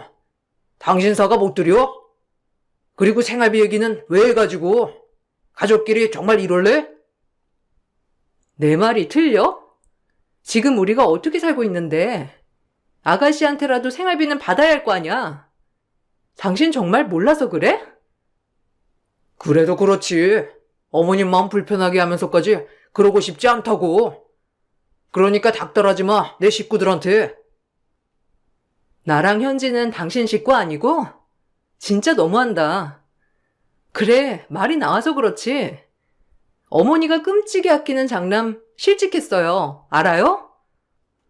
그래서 저 계속 아르바이트 해가며 생활비에 보탬이 되고 있고요. 그런데 이렇게까지 하고 싶으세요? 지금 어머님이 드시고 있는 밥, 생활하는 전기, 물, 다 제 주머니에서 나오는 돈이라고요. 그러니까 함부로 그렇게 저 무시하지 마세요. 뭐야? 지금 얘 말이 사실이야? 아니 우리 아들이 어쩌다가 실직을? 이게 다 저 대학도 못 나온 게 내조를 잘 못하니까 밖에서 이런 꼴을 당하는 거 아니야? 아유 속상해. 그래서 너 잘났다 이거냐? 지금 생색내는 거야? 대학도 못 나온 게 어딨어? 너무 화가 나 남편의 실직한 것을 다 폭로했지만 시어머니는 남편의 실직 사유도 모두 저 때문이라고 하더라고요. 그저 제가 못나서 남편 뒷바라지를 못해 생긴 일이라고 하였어요. 이래도 욕먹고 저래도 욕먹는 건 마찬가지였습니다. 시댁과의 학가 생활이 길어지자 정말 앞이 안 보이더라고요. 돈은 모자라지 남편은 취직도 안 되지. 딸아이인 방도 없이 매일 저희 방에 와서 생활하는 일이 다반사였어요. 남편 또한 처음엔 취직을 하겠다고 이것저것 노력을 하는 것처럼 보였지만 이젠 제가 생활비를 벌어서 충당하는 것만으로도 만족하는지 점점 집에 있는 날도 많아졌고 그런 남편을 보며 시어머니 또한 쉬라고 오히려 부추기더라고요. 그동안 일했으니 이 정도는 쉬어도 되지 뭐. 가장이 좀 바뀌면 어떠냐? 요즘 세상에. 너 스트레스 받지 말고 집에 있어 그냥. 그래도 취직하긴 할 건데 좀 나중에 하려고요. 어차피 지금 막상 나온 데도 없고 내년 상반기 정도나 돼야 공채도 뜨지. 그래. 이왕 이렇게 된 거 안식년이라고 생각하렴. 그리고 제 하루에도 몇 항씩 아르바이트 뛰면서 잘도 벌어오는데 뭘 그리 걱정을 해. 사실상 대학도 안 나온 며느리 이렇게 받아준 것만으로도 쟨 감사해야 해. 평생을 효도해야 해. 어머님과 남편이 하는 얘기를 들으니 내가 지금 뭐하고 있나 싶은 연타가 왔어요. 어려울 때일수록 서로 돕는 게 식구인데 나 혼자만 이 집 식구라고 생각하는구나. 이 집에서 나는 그냥 돈 벌어오는 기계, 그 이상도 그 이하도 아니었구나 하는 생각에 제 앞날이 처량했죠. 그렇게 그런 말을 듣고 그날 마지막 타임 아르바이트를 끝내고 집에 오는 길가에 파는 호로록 낙지가 너무 먹고 싶었어요. 그날따라 왜 이렇게 맛있어 보이던지 점심도 못 먹고 하루 종일 일했더니 사실 배고픈 건 사실이었죠. 마침 어제 오늘 연장으로 아르바이트 2시간을 더 했기 때문에 추가 수당까지 받았고 저 낙지 한 꼬치로 보상해주고 싶었어요. 이윽고 정말 호로록 낙지 꼬챙이로 하나를 사서 벤치에서 먹고 있었습니다. 한참 먹고 있는데 가족들이 저 멀리서 저 빼고 삼겹살을 먹고 식당에서 나오더라고요. 요지로 일을 쑤시면서 말이죠. 그 모습을 보니 이 낙지 하나 먹는 거 뭐 그리 어려운 일이라고 눈치를 봤나 싶었죠. 그리고 곧 시어머니도 저를 발견하고 제 앞으로 다가오셨어요. 마침 잘 됐다. 같이 들어가면 되겠다 싶었던 찰나 시어머니가 다짜고짜 제 뺨을 내려치는 거예요. 순간 갑자기 맞은 거라 가방이고 낙지고 다 팽개쳐졌답니다. 어디 여자가 살림을 이리 해쁘게 해? 너 항상 이렇게 우리 몰래 혼자 뭐 처먹고 들어왔지? 혼자 처먹으니 맛있었어? 아, 엄마. 그래도 그렇지. 길거리에서 뺨은 좀. 야, 너 진짜 너무한다. 우리는 입이 아니야? 혼자 낙지를 처먹었겠다. 그러고선 맨날 돈 없다고 하는 거구나. 네가 이러니까 엄마가 널 못마땅하게 생각하는 거야. 아직도 모르겠어? 어쩜 그래? 내 말이 틀리니? 얘 이거 한두 번 아니었을 거야, 아마. 매번 이런 식이었을걸? 맨날 일한다는 핑계로 나보고 밥 차려 먹으라고 하고 혼자 야금야금 처먹고 들어왔을 거 아니야. 아유, 분통해. 어디서 저런 걸 며느리라고? 넌 더 맞아야 해. 제가 집에 가서 따끔하게 교육할 테니까 엄만 좀 진정하세요. 진짜 너 집에 가서 얘기해. 아주 본때를 보여줄 테니까. 내 추가 수당 받은 걸로 낙지 좀 사서 먹었더니 다짜고짜 뺨이 날라오는 걸 보고 정말 눈이 돌아가더라고요. 그리고 옆에서 남편이 혼자만 처먹는다는 둥 이런 얘기를 하니 더욱더 화가 났습니다. 본인들은 저 없이도 삼겹살을 처먹고 잘 돌아다니는 마당에 힘들게 아르바이트한 저는 호로록 낙지 하나를 못 사 먹는다는 게 정말이지 염전에서 일하는 노예만도 못하다는 느낌이 들었거든요. 저야말로 즉시 가방에서 꺼낸 남편 통장으로 시어머니에게 맞뺨을 날렸어요.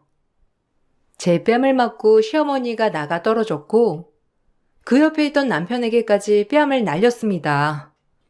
제가 두 모자의 뺨을 3개 날려버리자 뒤에 있던 시누이 시아버지는 너무 놀라 헐레벌떡 달려왔죠. 미친 것들이 상종 못할 인간들이네 아주.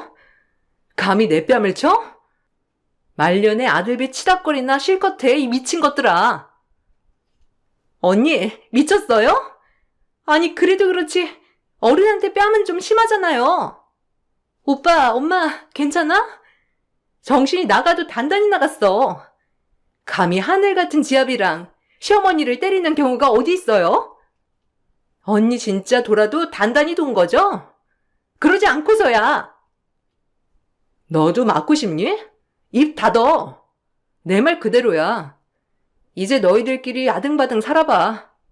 말년에 며느리가 주는 밥 먹으면서 고상하게 우아 떨고 살고 싶었나 본데 웃기지 말고. 능력 없는 아들놈이 진 빚이나 치닥거리 하면서 아등바등 살아보란 말이야. 알겠니? 빚이라니? 이게 무슨 말이야? 우리 아들이 빚이 어디 있어? 착실하게 지금까지 일만 해왔는데 너 진짜 그럴래? 그렇게 아끼는 아들놈이 말 안 했나 보지? 당신 아들놈 모아놓은 돈 다 쓰고 취직하기 전에 캐피털에서 대출받은 거 모르나 보지? 야, 너 그럴래? 그것까지 엄마한테 얘기하면 어떡해? 아, 엄마, 신경 쓰지 마요. 이거 별거 아니라서. 너 진짜? 왜? 창피는 한가 보지? 무능력한 것도 죄야.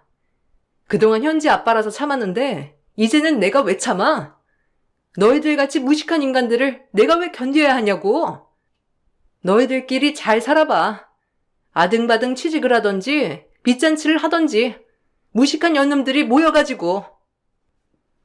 네, 사실 남편은 실직을 하면서 곧바로 취직을 할 줄 알고 캐피털에서 무리하게 대출을 받아왔어요. 거치 기간이 있었기 때문에 당장에 갚지 않아도 되었지만 이제 슬슬 갚아야 할 때가 온 것이죠. 그럼에도 불구하고 일할 생각은 안 하고 아르바이트를 여러 개 하는 저만 믿었던 거예요. 저 역시 남편한테 100번 넘게 취직 자리를 얘기했지만 어떻게 된 것인지 시댁 식구가 집에 들어온 이후 남편은 태도도 돌변하고 오히려 더 게을러졌었어요. 이걸 다 폭로하고 전 그 길로 이혼소장을 접수하러 갔습니다. 제가 진심으로 이혼을 진행하려고 하자 남편은 절대 이혼만은 안 된다며 길길이 날뛰더라고요. 사람은 왜 뒤늦게 후회를 하는 건지 참 그럼에도 불구하고 전 절대 마음이 돌아서지 않았고 그냥 이 모든 것을 빨리 끝내버리고 싶었어요. 이혼이라니? 누가 이혼해준대? 너 단단히 착각하고 있어, 지금. 내가 뭘 잘못했다고 이혼이야? 바람을 피웠어? 아니면 널 때리기라도 했어? 실직당하고 좀 쉬고 있는데 이혼 사유야? 진짜 웃긴다. 난 절대 이혼 못해주니까 그리 알아. 당연하지. 그동안 우리 아들이 너 먹여 살릴 만큼 너도 우리 먹여 살려야지. 이제 와서 내 빼긴 어딜 내 빼? 당장 취소해. 웃기지 마. 당신 아들 돈 벌 동안 난 뭐 놀기만 한 줄 알아? 맨날 아르바이트 해가면서 살림살이에 보탰어. 당신 아들 쥐꼬리 같은 월급으로 이 집을 살 수나 있었을 것 같아? 하여간 착각도 자유라니까. 어리석은 노인네, 무식한 종자들. 소리 지르는 시모를 뒤로하고 전 이혼은 해주지 않겠다는 남편에게 결국 소송을 걸 수밖에 없었어요. 이혼하기 전까지의 결혼 생활 11년. 아무것도 남은 거 없는 마음에 너무 마음이 안 좋았어요. 그래도 사랑하는 하나밖에 없는 딸이 있다는 것만으로도 위안이 되었어요. 11년의 결혼 생활의 끝은 소송과 함께 재산 분할 그리고 시댁 쪽에서 저에게 위자료를 줘야 한다는 판결이 펼쳐졌고 지금 실직을 해 실질적으로 수입이 없는 남편이었기 때문에 딸아이 양육권과 친권은 제가 가져오게 되었습니다. 시어머니는 억울한 판결이라며 고래고래 법정에서마저 소리를 질렀지만 결국 끌려나가게 되었죠. 남편 또한 이제서야 정신이 들었는지 모든 재판이 끝나고 저에게 시댁 식구들을 내보내겠다고 얘기를 하며 맥락을 못 잡았어요. 이렇게까지 하니까 좀 낫냐? 그래, 네가 이겼다, 이겼어. 이혼은 무슨? 다 내보낼게. 근처에 그냥 작은 집 하나 얻어서 내보낼 테니까 이제 화 풀고 다시 예전처럼 지내자. 우리가 무슨 이혼이야, 이혼은. 아무 문제도 없는 부부 사이구만. 그리고 내가 지금 어떻게 이 빚을 다 갚아?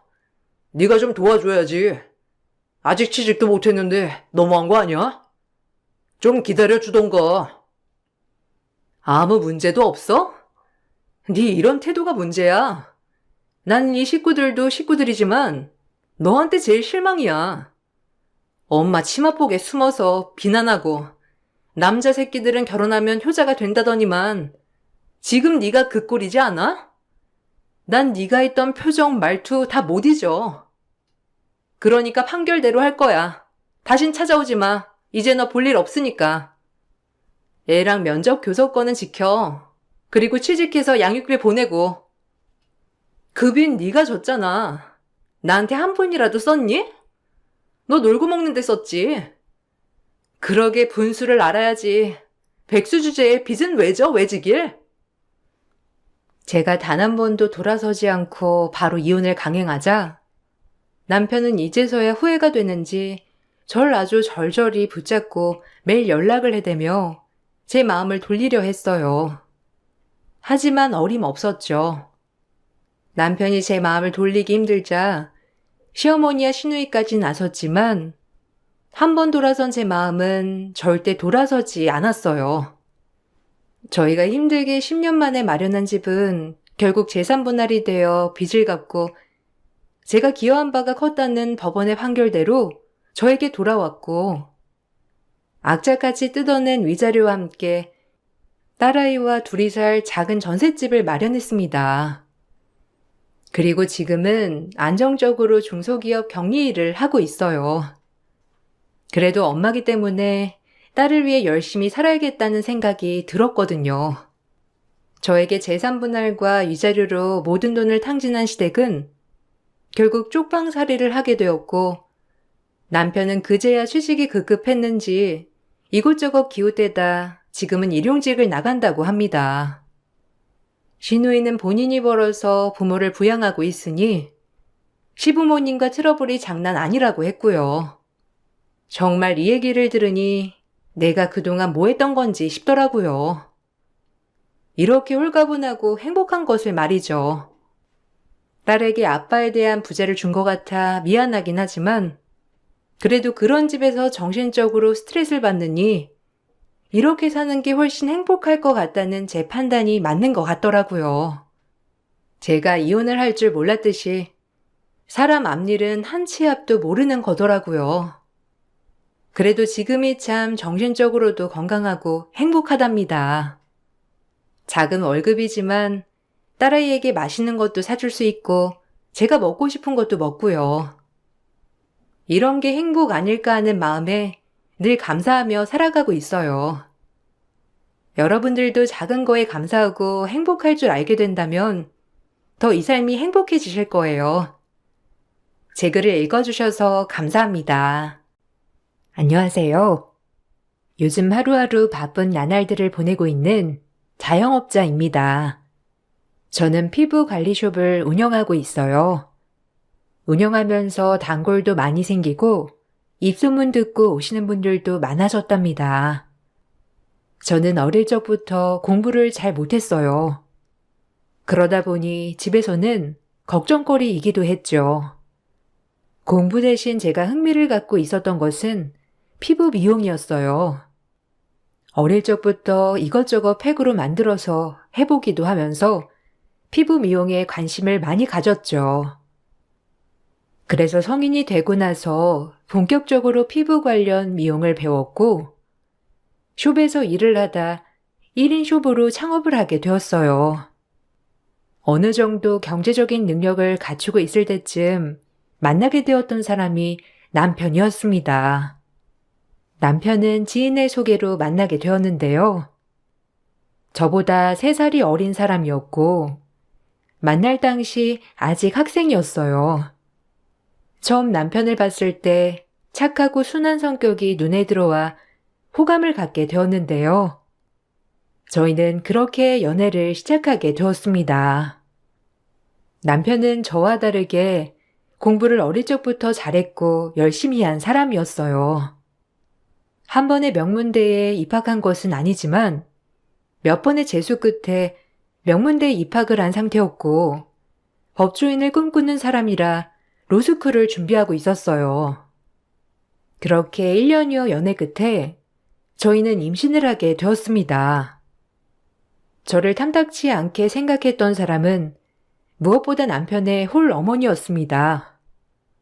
시모는 저의 직업에서부터 모든 것을 탐탁치 않게 생각을 하셨어요. 임신을 해서 결혼을 결심하게 되니 가장 많이 반대를 하는 사람이 바로 시모였어요. 나는 이 결혼 허락해 줄 수 없다. 어디 남의 귀한 아들 고생시키려고 니까지 깨 데리고 간다고 하는 거냐? 나 절대 허락해 줄 수 없으니 그렇게 알고 가거라. 결혼할 생각은 꿈에도 꾸지 마. 아니 요즘 누가 대학도 안 나온다니? 대학도 안 나오고 보안이 먹고 살아야 하니 대충 배워서 하고 있는가 본데 나는 그런 애들 딱 질색이다. 우리 애는 앞으로 장차 나라를 이끌어갈 사람이 될 팔자인데 너 같은 애가 우리 옆에 있으면 쓰겠니?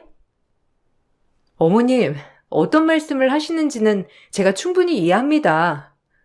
그렇지만 너무 그렇게 나쁘게만 보지 말아주세요. 저도 도균 씨가 열심히 공부하고 노력하고 있다는 건 알고 있어요. 그렇지만 도균 씨만큼이나 저도 열심히 일해서 먹고 살고 있어요.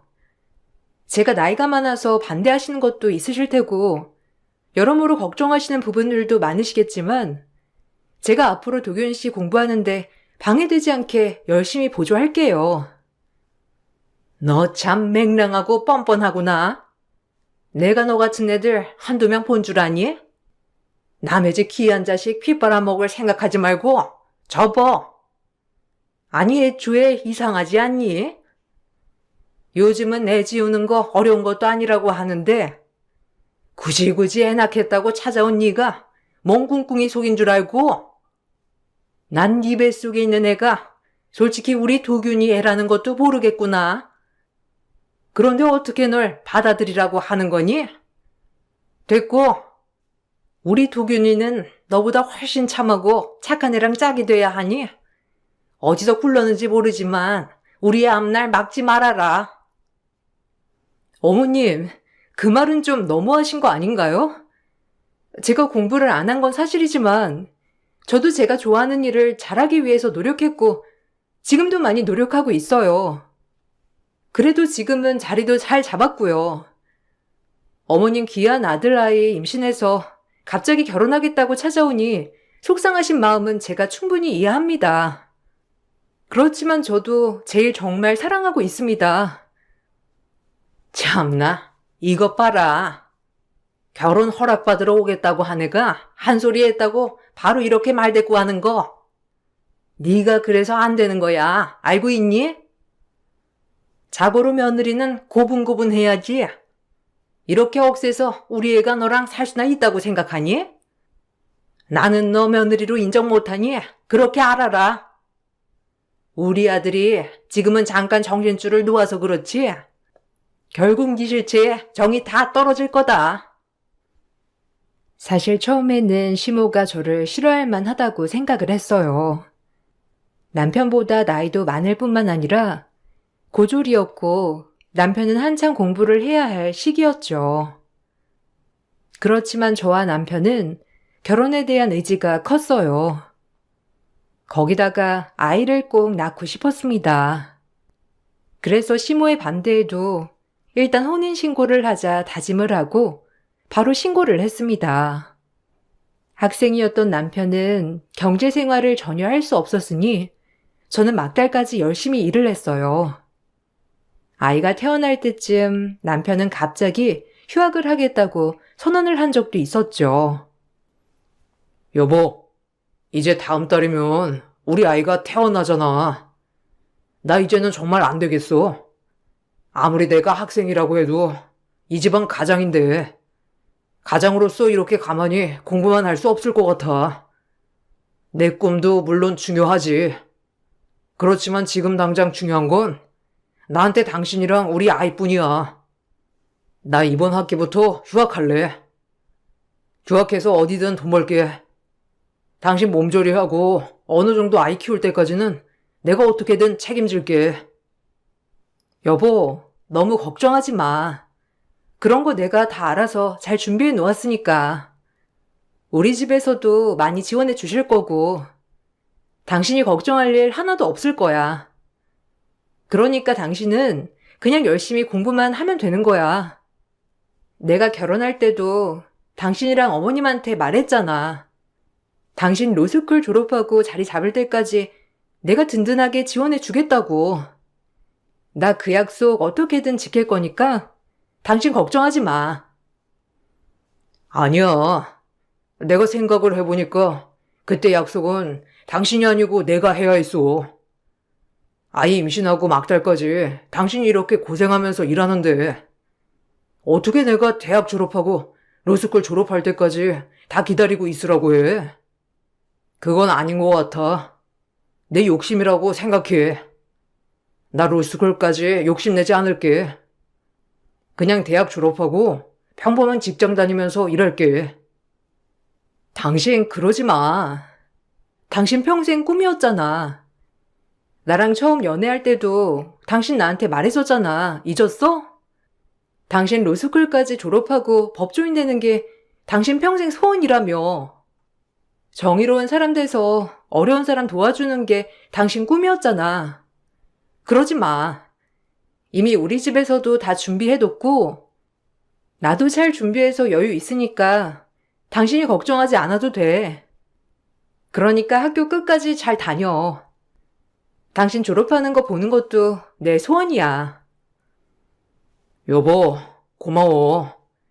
나랑 결혼하고 나서 당신이 포기해야 하는 게 많아지니까 나는 점점 미안했어. 내 생활은 크게 달라진 게 없는 것 같은데 당신은 하나부터 열까지 달라진 게 너무 많은 것 같아서 죄책감도 들었어. 내가 앞으로 정말 더 열심히 공부할게. 당신이 이렇게 응원을 해주는 만큼 나 열심히 공부해가지고 당신 꼭 호강시켜줄게. 지금 고생하는 거 하나도 생각 안 날 정도로 다 보답할 테니 기다려.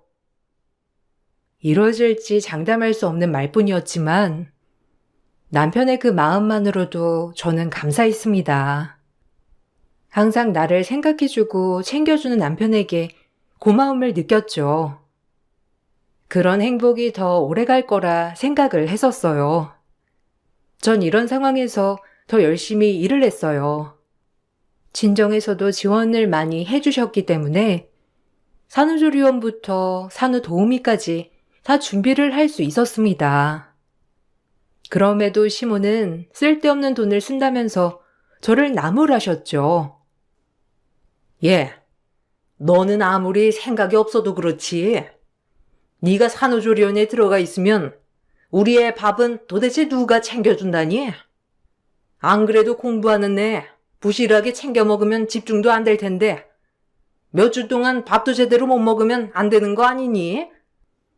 너는 네 남편 어떻게든 공부시킨다고 떵떵거리더니만 네 몸만 생각해서 산후조리원을 예약하니? 다른 건 몰라도 우리의 밥은 잘 챙겨줘야 하는 거 아니야? 어머님, 그런 거 아니에요. 저 도균 씨 잘 챙기고 있어요. 지금도 저 꼬박꼬박 아침도 잘 먹이고 보내고 있고요. 아이 낳고 나서 여기서 산후조리 하게 되면 도균 씨 집에서 공부하는 데에도 방해될까봐 그런 거죠. 그래서 어느 정도 산후조리도 하고 저 혼자 아이 잘 볼 수 있게 준비하려고 산후조리원 가는 거예요. 그러니 걱정하지 마세요. 뭐 그렇다면야. 안 그러면 도균이 우리 집으로 데리고 가든지 하지. 어차피 너도 없을 거고 밥 챙겨줄 사람도 없을 텐데. 그리고 너는 쓸데없는 곳에 돈을 계속 그렇게 써제끼면 되겠니? 산후조리원 가는 건 그렇다 치더라도 산후도우미를 또 쓴다는 게 말이나 된다고 생각하니? 아유, 배가 불렀지. 너는 그냥 산후조리원만 가고 도우미는 부르지 말거라.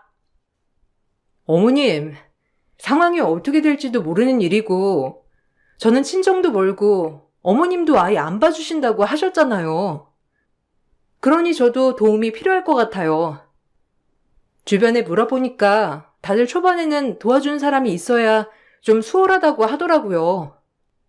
산후도우미가 오는 게 불편하시면 그럼 어머님이 오셔가지고 아이 좀 봐주세요. 아무래도 어머님은 아이 키워보셨으니까 저보다는 훨씬 나으시겠죠. 아니, 내가 왜 네 애를 보니? 난 팔목도 안 좋고 관절도 안 좋은데 난 아이 못 본다. 건강한 네가 애를 봐야지. 그리고 애 하나 보는데 성인 2명이 달려들 필요가 뭐가 있어? 어쨌든 아이 낳거들랑 우리 도균이는 따로 방 만들어 주거라. 애랑 같이 자면 새벽 내내 시달릴 거 아니니? 시모는 막달이 다가오는 순간에도 저와 태어날 손주 걱정은커녕 남편에 대한 걱정만 잔뜩 했죠. 혹시라도 남편이 공부하는데 방해가 될까 싶어서 매번 노심초사하는 느낌이 컸습니다. 그렇게 막달이 지나고 아이가 태어났어요. 건강하게 출산을 하고 나서 산후조리원에 들어가게 되었는데 남편은 첫째 날에만 같이 있어줄 뿐이었고 바쁘다는 이유로 단 한 번도 조리원에 오지 않았어요. 연락조차 공부하느라 못한다는 남편의 말에 서운한 마음이 들기도 했지만 어쩔 수 없다며 이해하기도 했어요. 조리원에서 퇴소하고 집으로 가보니 시모가 짐을 다 싸들고 집으로 와 계시더라고요. 어머님, 아니, 어떻게 여기 계시는 거예요? 그것보다 언제부터 집에 와 계신 거예요? 남편은 어머님 오신다는 말 한 번도 안 했었는데 그전부터 여기 와 계셨던 거예요? 아니, 전화해서 말씀이라도 해주시지. 저는 집에 아무도 없는 줄 알았어요. 왜? 내가 못 올 곳이라도 왔니? 여기 내 아들 집 아니니? 네가 아무리 집을 해왔다고 하지만 여기 네 집이 아니라 너네 부부 집이잖아. 그럼 우리 아들 집이나 마찬가지지. 근데 너는 아무리 출산을 한 거라곤 하지만 산후조리원에서 관리 하나도 안 하고 온 거냐? 요즘 애들은 출산하고 나서도 피부도 뽀얗고 산후조리원 다녀오면 늘씬해져서 집에 온다더니만 어째 애는 나왔는데 배는 그대로냐? 관리 좀 해야 되겠다. 아, 이게 서서히 빠진다고 하더라고요. 그래도 임신하면서 쪘던 살은 거의 다 빠졌고 좀 더 지나면 빠질 것 같아요. 그게 중요한 게 아니라 그럼 어머님 남편 어디 갔는지 아세요? 아까 집에 간다고 연락했는데도 연락도 안 받고 그래서 그냥 저도 택시 타고 왔어요. 오늘 오기로 했는데 전화를 안 받더라고요. 혹시 남편 어디 갔는지 어머님 아세요? 아, 도균이? 내가 안 그래도 걔 좀 피곤한 것 같아서 잠 좀 푹 자라고 재웠다. 안 그래도 늦게까지 공부하다가 새벽에 집에 왔길래 일찍 밥 좀 먹고 자라면서 밥 챙겨주고 술 한잔 마시고 푹 자라고 했지. 내가 너 데리러 간다고 했는데 내가 깜빡해가지고 너한테 연락을 못했구나. 그냥 내버려두면 알아서 택시 타고 오겠지 했는데 이것 봐라, 너 택시 타고 잘 온 거. 아니 근데 너는 네 친정도 있으면서 우리 아들 오라가라 한 거냐? 어머님, 그래도 제가 남의 자식 낳고 온 것도 아니고 어머님 아들, 제 남편 자식 낳은 거예요. 저도 엄마가 됐지만 도균 씨도 우리 아이 아빠예요. 그러니 당연히 태어날 때는 같이 와서 집으로 데려다 줘야 하는 거 아니에요? 엄청 중요한 일을 했던 것도 아닌데 어머님 너무하시네요. 어쨌든 저 이렇게 왔으니까 이제 그만 집에 가셔도 돼요. 제가 앞으로 남편 알아서 잘 챙길게요. 너 무슨 소리 하는 거냐? 아직 몸조리 끝나지도 않았고 네 몸조리 끝날 때까지 나 그냥 여기 있으려고. 도균이 음식도 챙겨주고 해야지. 너네 본다면서 우리 아들 챙겨주겠니? 너도 정신없이 지낼 텐데 잘도 챙기겠구나. 내가 선심 쓸 테니 너는 네 아들 챙기거라. 시모는 제가 산후조리를 끝날 때까지 우리 집에 있겠다면서 말을 하셨어요. 퇴원날에 오기로 했던 남편은 시모의 말에 전화도 받지 않고 골아 떨어져 있는 상태였고 저는 그 말을 듣고 너무나도 어이가 없었죠. 다른 것도 아니고 아이가 태어나 처음 집으로 오는 날에 술을 마시고 잠에 들었다는 것과 몇 주 전에 집으로 오신 어머님에 대해서 한마디 말도 하지 않았다는 것에 너무나도 화가 났어요. 나중에 깨어난 남편과 그날 크게 다퉜던 것 같네요. 당신 너무하다고 생각은 안 해봤어? 나 1시간 동안 산후조리원에서 당신 기다렸어. 거기서도 다들 언제 당신 오냐면서 말하더라. 조리원에 있는 동안에도 그 몇 주 동안 당신 딱 한 번 왔어. 그것도 조리원 들어가는 당일에만. 나 데려다주고 그 다음에는 시간 내기 어렵다고 하길래 나 이해했어. 이제 조금만 있으면 로스쿨 입학시험도 준비해야 하니까 당신 마음이 조급해서 그렇겠지 생각했다고. 근데 이건 아니지 않아? 아무리 그래도 이건 아니잖아. 집에 오는 날에도 오지 않는 거. 그래, 그것까지 이해할게. 근데 몇 주 전에 어머님 오신 거 왜 말 안 했어? 아, 그거 말하려고 했어. 그냥 깜빡한 거야. 당신한테 말하려고 했는데 당신도 아이 낳아서 정신없지.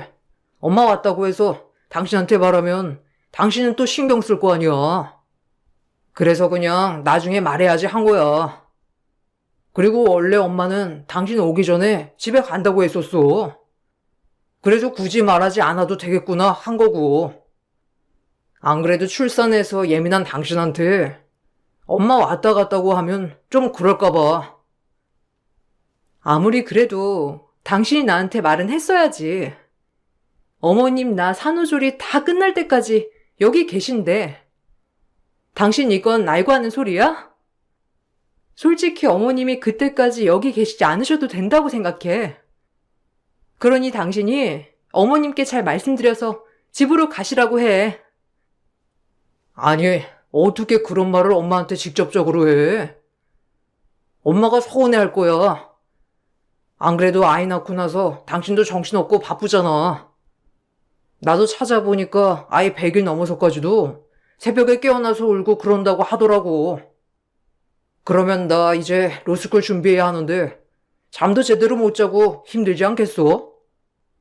엄마가 와 있는 게 여러모로 도움이 될 거야. 그러니까 조금만 이해를 해줘. 아니 이게 내가 이해를 해줘야 하는 상황이야?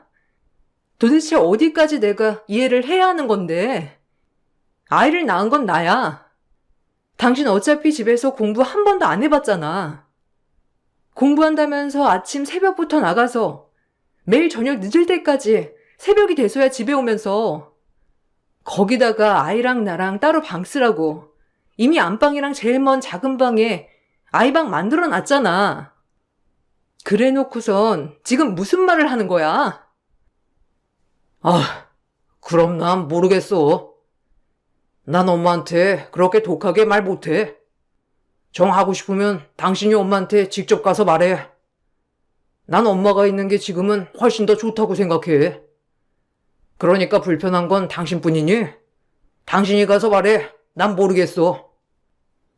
남편은 시모가 계속해서 집에 있겠다는 말에도 별다른 대응을 하지 않았어요.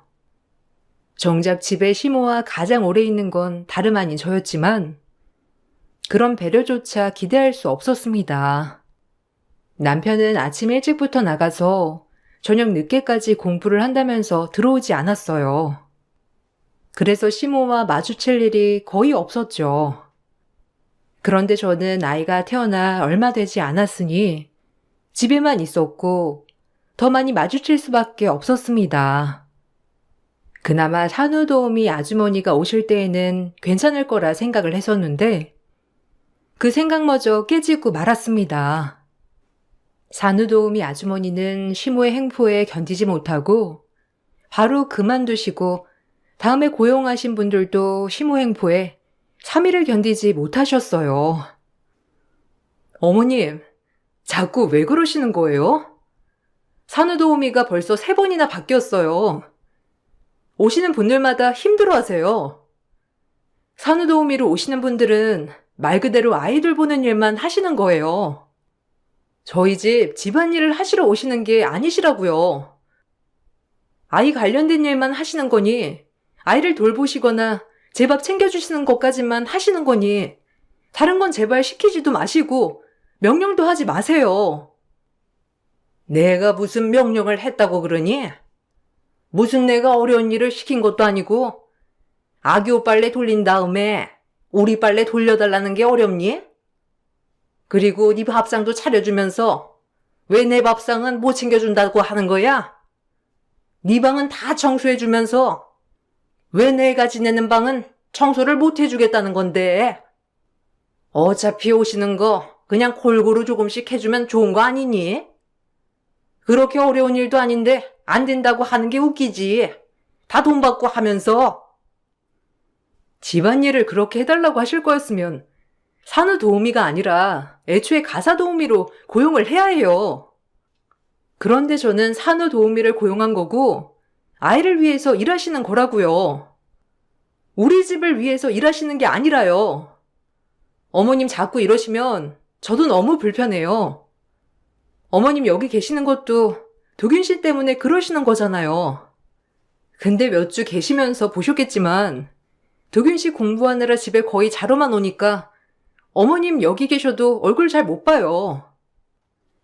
그런 거 하나도 상관없다. 자고 있는 우리 아들 얼굴만 봐도 나는 괜찮아. 어차피 나중에 로스쿨 졸업하고 변호사든 뭐든 되면 그때 매일 볼 거 아니니. 하루 종일 공부만 하다가 지쳐 자는 우리 아들 얼굴이 너는 얼마나 이쁜지 알기나 하니? 너는 시엄마 정말 잘 만난 줄이나 알아. 남들은 공부하는 남편 새벽부터 도시락 싸준다고 하는데 내가 너 대신에 매일 챙겨주고 있잖니. 어머님, 그냥 그거 제가 할게요. 어머님이 안 하셔도 제가 일찍 일어나서 다 챙길 테니까 이제 어머님 댁으로 가세요. 안 그래도 오래 계시면서 집 걱정하시는 거 아닌가 싶었는데 이제 저도 괜찮고 슬슬 집안일도 할 수 있을 것 같아요. 그러니 제가 할 테니까 걱정 마세요. 내가 어딜 가라는 거야? 나 이제 갈 데 없어. 그동안 살던 집도 다 처분하고 여기 들어온 거야. 그러니 앞으로 돌아갈 집이 없다고. 이제는 여기가 내 집이니까 그런 소리 말아라. 너 산후조리 끝나면 말해야지 했는데 이제 집안일 할 수 있다고 하니까 내가 말하는 거다. 나 이제 너희랑 같이 살련다. 도균이는 좋다고 하는데 나도 이제부터 며느리밥 얻어먹고 살아야지. 다시 댁으로 돌아가시라는 저의 말에 시모는 집을 처분했고 우리 집에서 앞으로 살 거란 말을 하셨습니다. 단 한 번의 상의나 언급 없이 이렇게 자리를 차지하고자 들어오신 것이 황당하고 어이가 없었어요. 집으로 돌아온 남편에게 물어보니 남편은 역시나 다 알고 있는 눈치였어요. 정말 화가 많이 났지만 그렇다고 해서 아이 앞에서 다툴 수 없었기에 참게 되었습니다. 아이는 100일이 지나면서도 남편은 한 번을 기저귀를 갈아본 적도 없었어요. 시모 역시 같은 집에 살았지만 아이가 울어도 한 번을 달려와 아이를 안아 달래준 적이 없었죠. 저 혼자서 아이를 봐야만 했습니다. 아이는 너무나 착하고 순했지만 가끔씩 새벽녘에 아이가 길게 올 때면 시모는 바로 방으로 달려와 아이를 달래지 않는다며 화를 내시기도 했어요. 혹시나 자고 있는 자신의 아들을 깨울까 싶었는지 아이를 조용히 시키라며 윽박지르시기도 했죠. 육아에 대한 피로도도 있었지만 시모에 대한 피로가 극에 달할 정도였어요. 그렇게 아이는 자라서 돌을 바라보고 있을 때쯤 열 경기가 발생했어요. 그날 새벽 저는 너무나 당황하고 어찌할 줄을 몰라 자고 있던 남편의 방문을 두드리며 열었지만 이미 남편은 방문을 잠가놓은 상태였어요. 아무리 방문을 두드려도 남편이며 시모는 나오지 않았고 저는 급하게 택시를 불러 응급실로 향했습니다. 꼬박 밤을 새우고 아이가 괜찮아지자 집으로 돌아온 저는 그제야 깨어나 한가하게 TV를 보고 있는 남편을 보자 화가 치밀어 올랐어요. 당신 도대체 뭐 하는 사람이야? 애가 열경기로 난리가 났는데 그 난리통에도 당신 한 번을 나올 생각을 안 하더라? 정말 너무한 거 아니야? 아무리 지금 당신한테 중요한 상황이라고 하더라도 한 번쯤은 밖에서 나와 살펴볼 수 있는 거 아니야? 지금까지 나 정말 많이 참았어. 애 한 번 안아주지 않아도, 기저귀 한 번 갈아주지 않아도, 우유 한 번 먹여주지 않아도 그저 당신이 바쁘고 정신없으니 그럴 수 있다고 생각하면서 무수히 많은 밤을 참았다고. 근데 이번엔 정말 너무했어. 아니, 생각을 해봐. 그럼 그 새벽에 나까지 일어나가지고 당신이랑 병원이라도 가야 된다고 생각하는 거야? 당신 그 병원 가서 뭐 했는데? 어차피 병원 가면 거기서 순서대로 치료해 줄 거고 내가 가봤자 할 수 있는 게 없잖아. 보호자로 당신만 있으면 되는 거 아니야? 나 요즘 진짜 중요한 시기야. 시험이 한 달도 채 남지 않은 상황인데 지금 나한테 뭘 바라는지 모르겠어. 당신 너무 감정적인 거 아니야? 뭐? 나보고 지금 감정적이라고? 정말 내가 당신 때문에 기가 막혀서 말이 안 나온다. 당신 아이 아빠 맞아? 내가 착각하고 있었나? 지금껏 아이 태어나고 나서 줄곧 방문 잠그고 다녔던 거야? 무슨 일이라도 생겼으면 어쩌려고 그랬어? 일부러라기보다는 지금 딱 중요한 시기라서 그런 거지. 나 알잖아. 잠 제대로 못 자면 다음날 스케줄 다 망치는 거. 당신이 제일 잘 알잖아. 다 컨디션 조절하는 거야. 아이 이제 괜찮으면 되는 거 아니야? 로스쿨만, 아니 졸업만 하면 내가 많이 도와줄게. 너는 지금 공부하는 애한테 뭐 하는 짓이야? 아니 너야말로 정신이 있는 거야 없는 거야? 중요한 시기가 얼마 남지도 않았는데 겨우 애 10경기 한 번 했다고 이 소란이니? 그럼 그 새벽에 너랑 호들갑 떨면서 잠도 못 자고 병원에 가는 게 네 상식으로는 맞는다고 생각하는 거야? 어머님, 그게 맞죠? 어머님, 아이가 열만 오른 게 아니라 경기까지 했어요. 지금껏 처음 있었던 일이었고 아직 돌도 되지 않은 아이가 아픈데 아빠도 아이 챙겨야죠. 남편은 아이 아빠니까 알아야 하는 거 아니에요? 아무리 중요한 일이라고 해도 자식만큼 중요한 게 어디 있어요? 자식만큼? 그래서 네가 자식 잘 돌보고 있잖니. 우리 아들이 괜히 열심히 공부하고 있겠니? 다 가족들을 위해서 공부하고 있는 거야. 그런 건 보이지 않고 열란에 챙겨주지 않는다고 징징징 대는 꼴이 정말. 넌 참 생각도 짧고 배려도 없고. 아휴. 내가 이래서 무식하네 받아주지 않으려고 하는 건데. 남편에게 서운한 것이 있어도 결국 시모가 끼어들다 보니 나중에는 저와 시모의 다툼으로 번지는 일들이 덜어 있었어요.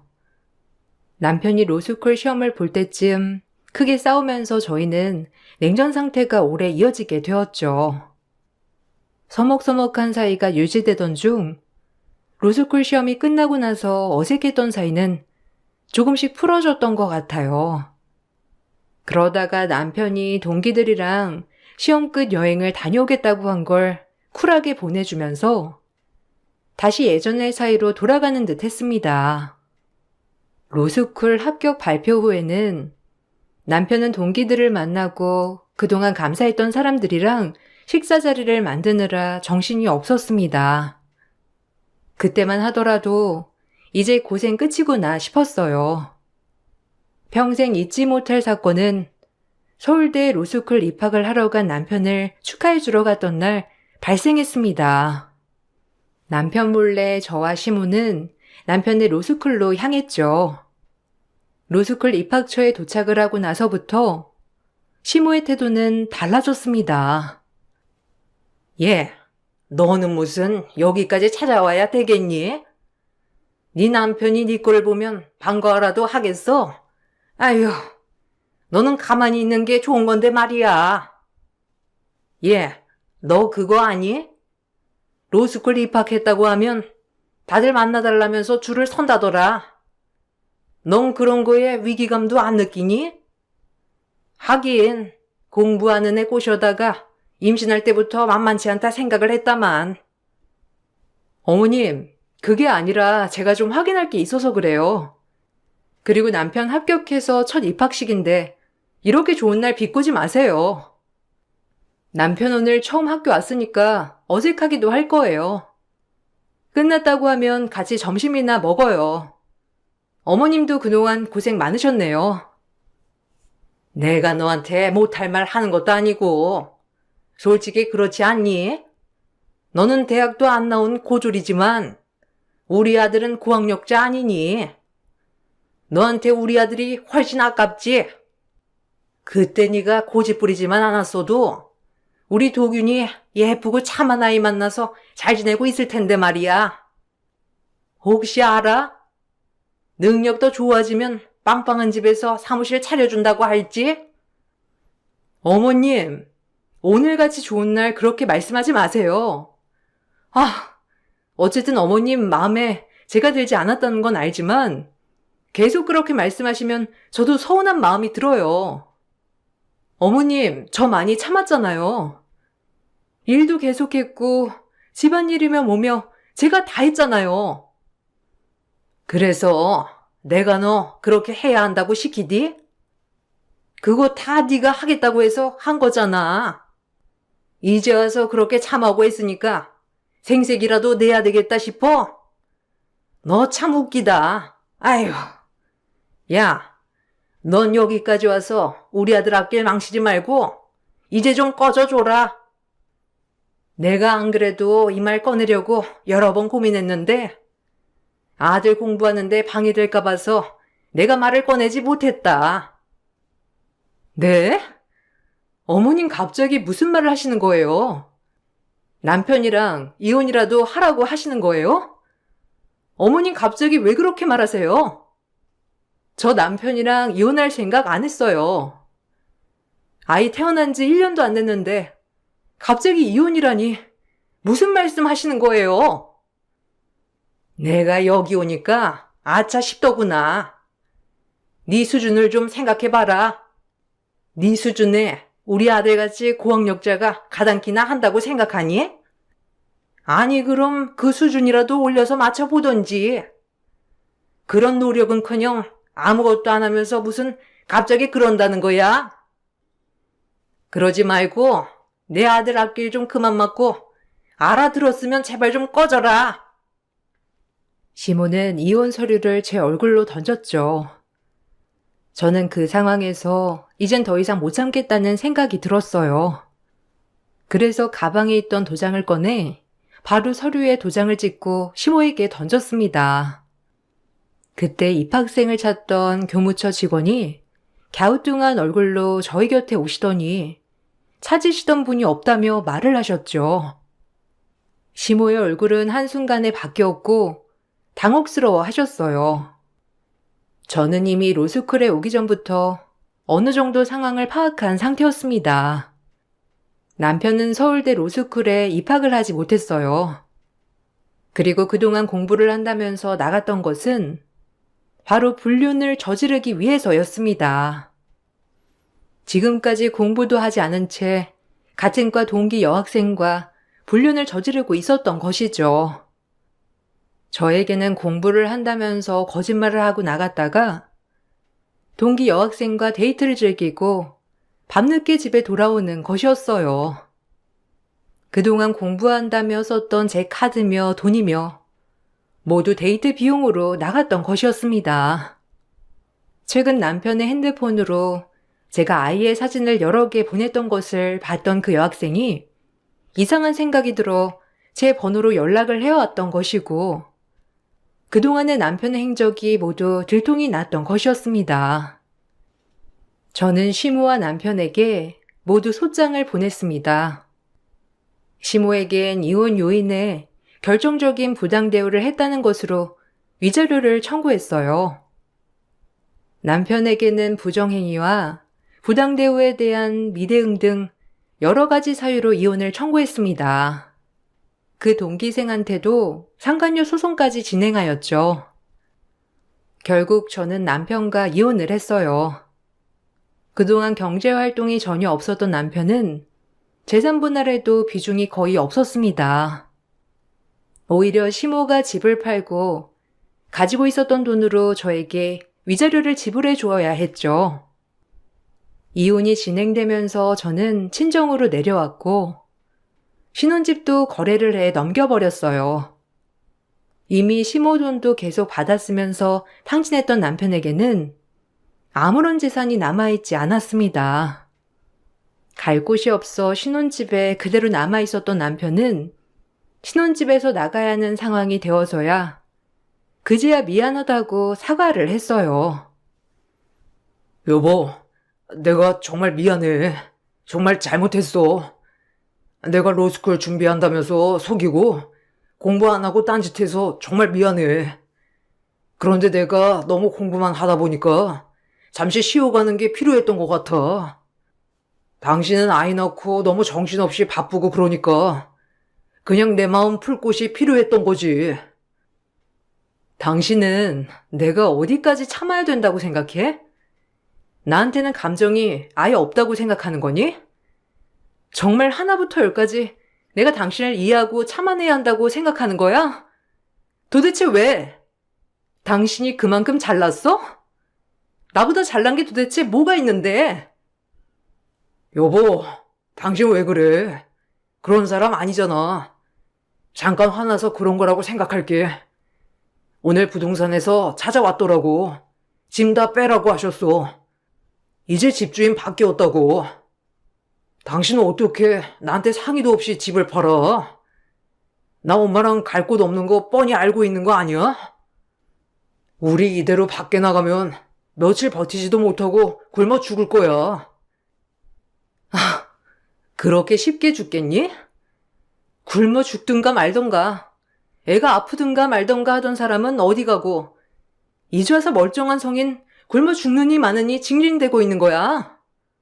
그게 걱정되면 그렇게 가만히 있을 게 아니라 당장 일용직 일이라도 구해서 해야 하는 거 아니니? 아니면 돈이 없으면 싼 숙박업소라도 잡아야지. 조만간 당신들 안 나가면 법원에서 명령 내려질 거야.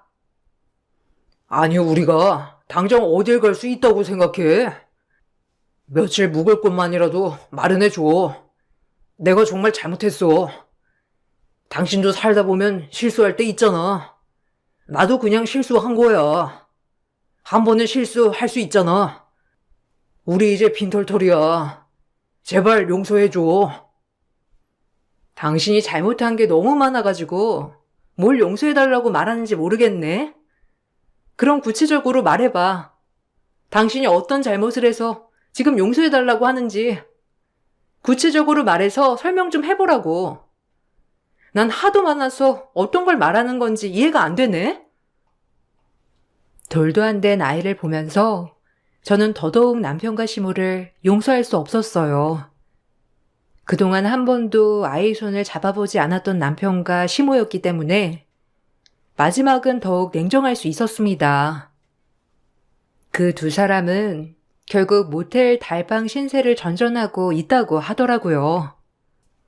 시험을 다시 보려고 했는지 여러 번 시험을 봤다곤 하지만 매번 떨어졌다고 하더라고요. 거기다가 불륜이 소문나면서 동기들도 다들 등을 돌려서 도움도 받을 수 없었죠. 보통 동기들끼리 도와준다고 하는데 그런 것도 없었어요. 저는 친정에서 지내면서 이곳 근처에서 다시 피부 관리숍을 열었어요. 앞으로 저는 아이에게 엄마뿐만 아니라 아빠의 역할도 모두 해줘야 하겠죠. 더 행복하고 건강한 나를 위해 오늘도 열심히 살아가고 있습니다. 제 긴 이야기 들어주셔서 감사해요. 여러분들에게도 행복한 날들이 가득하길 바랄게요.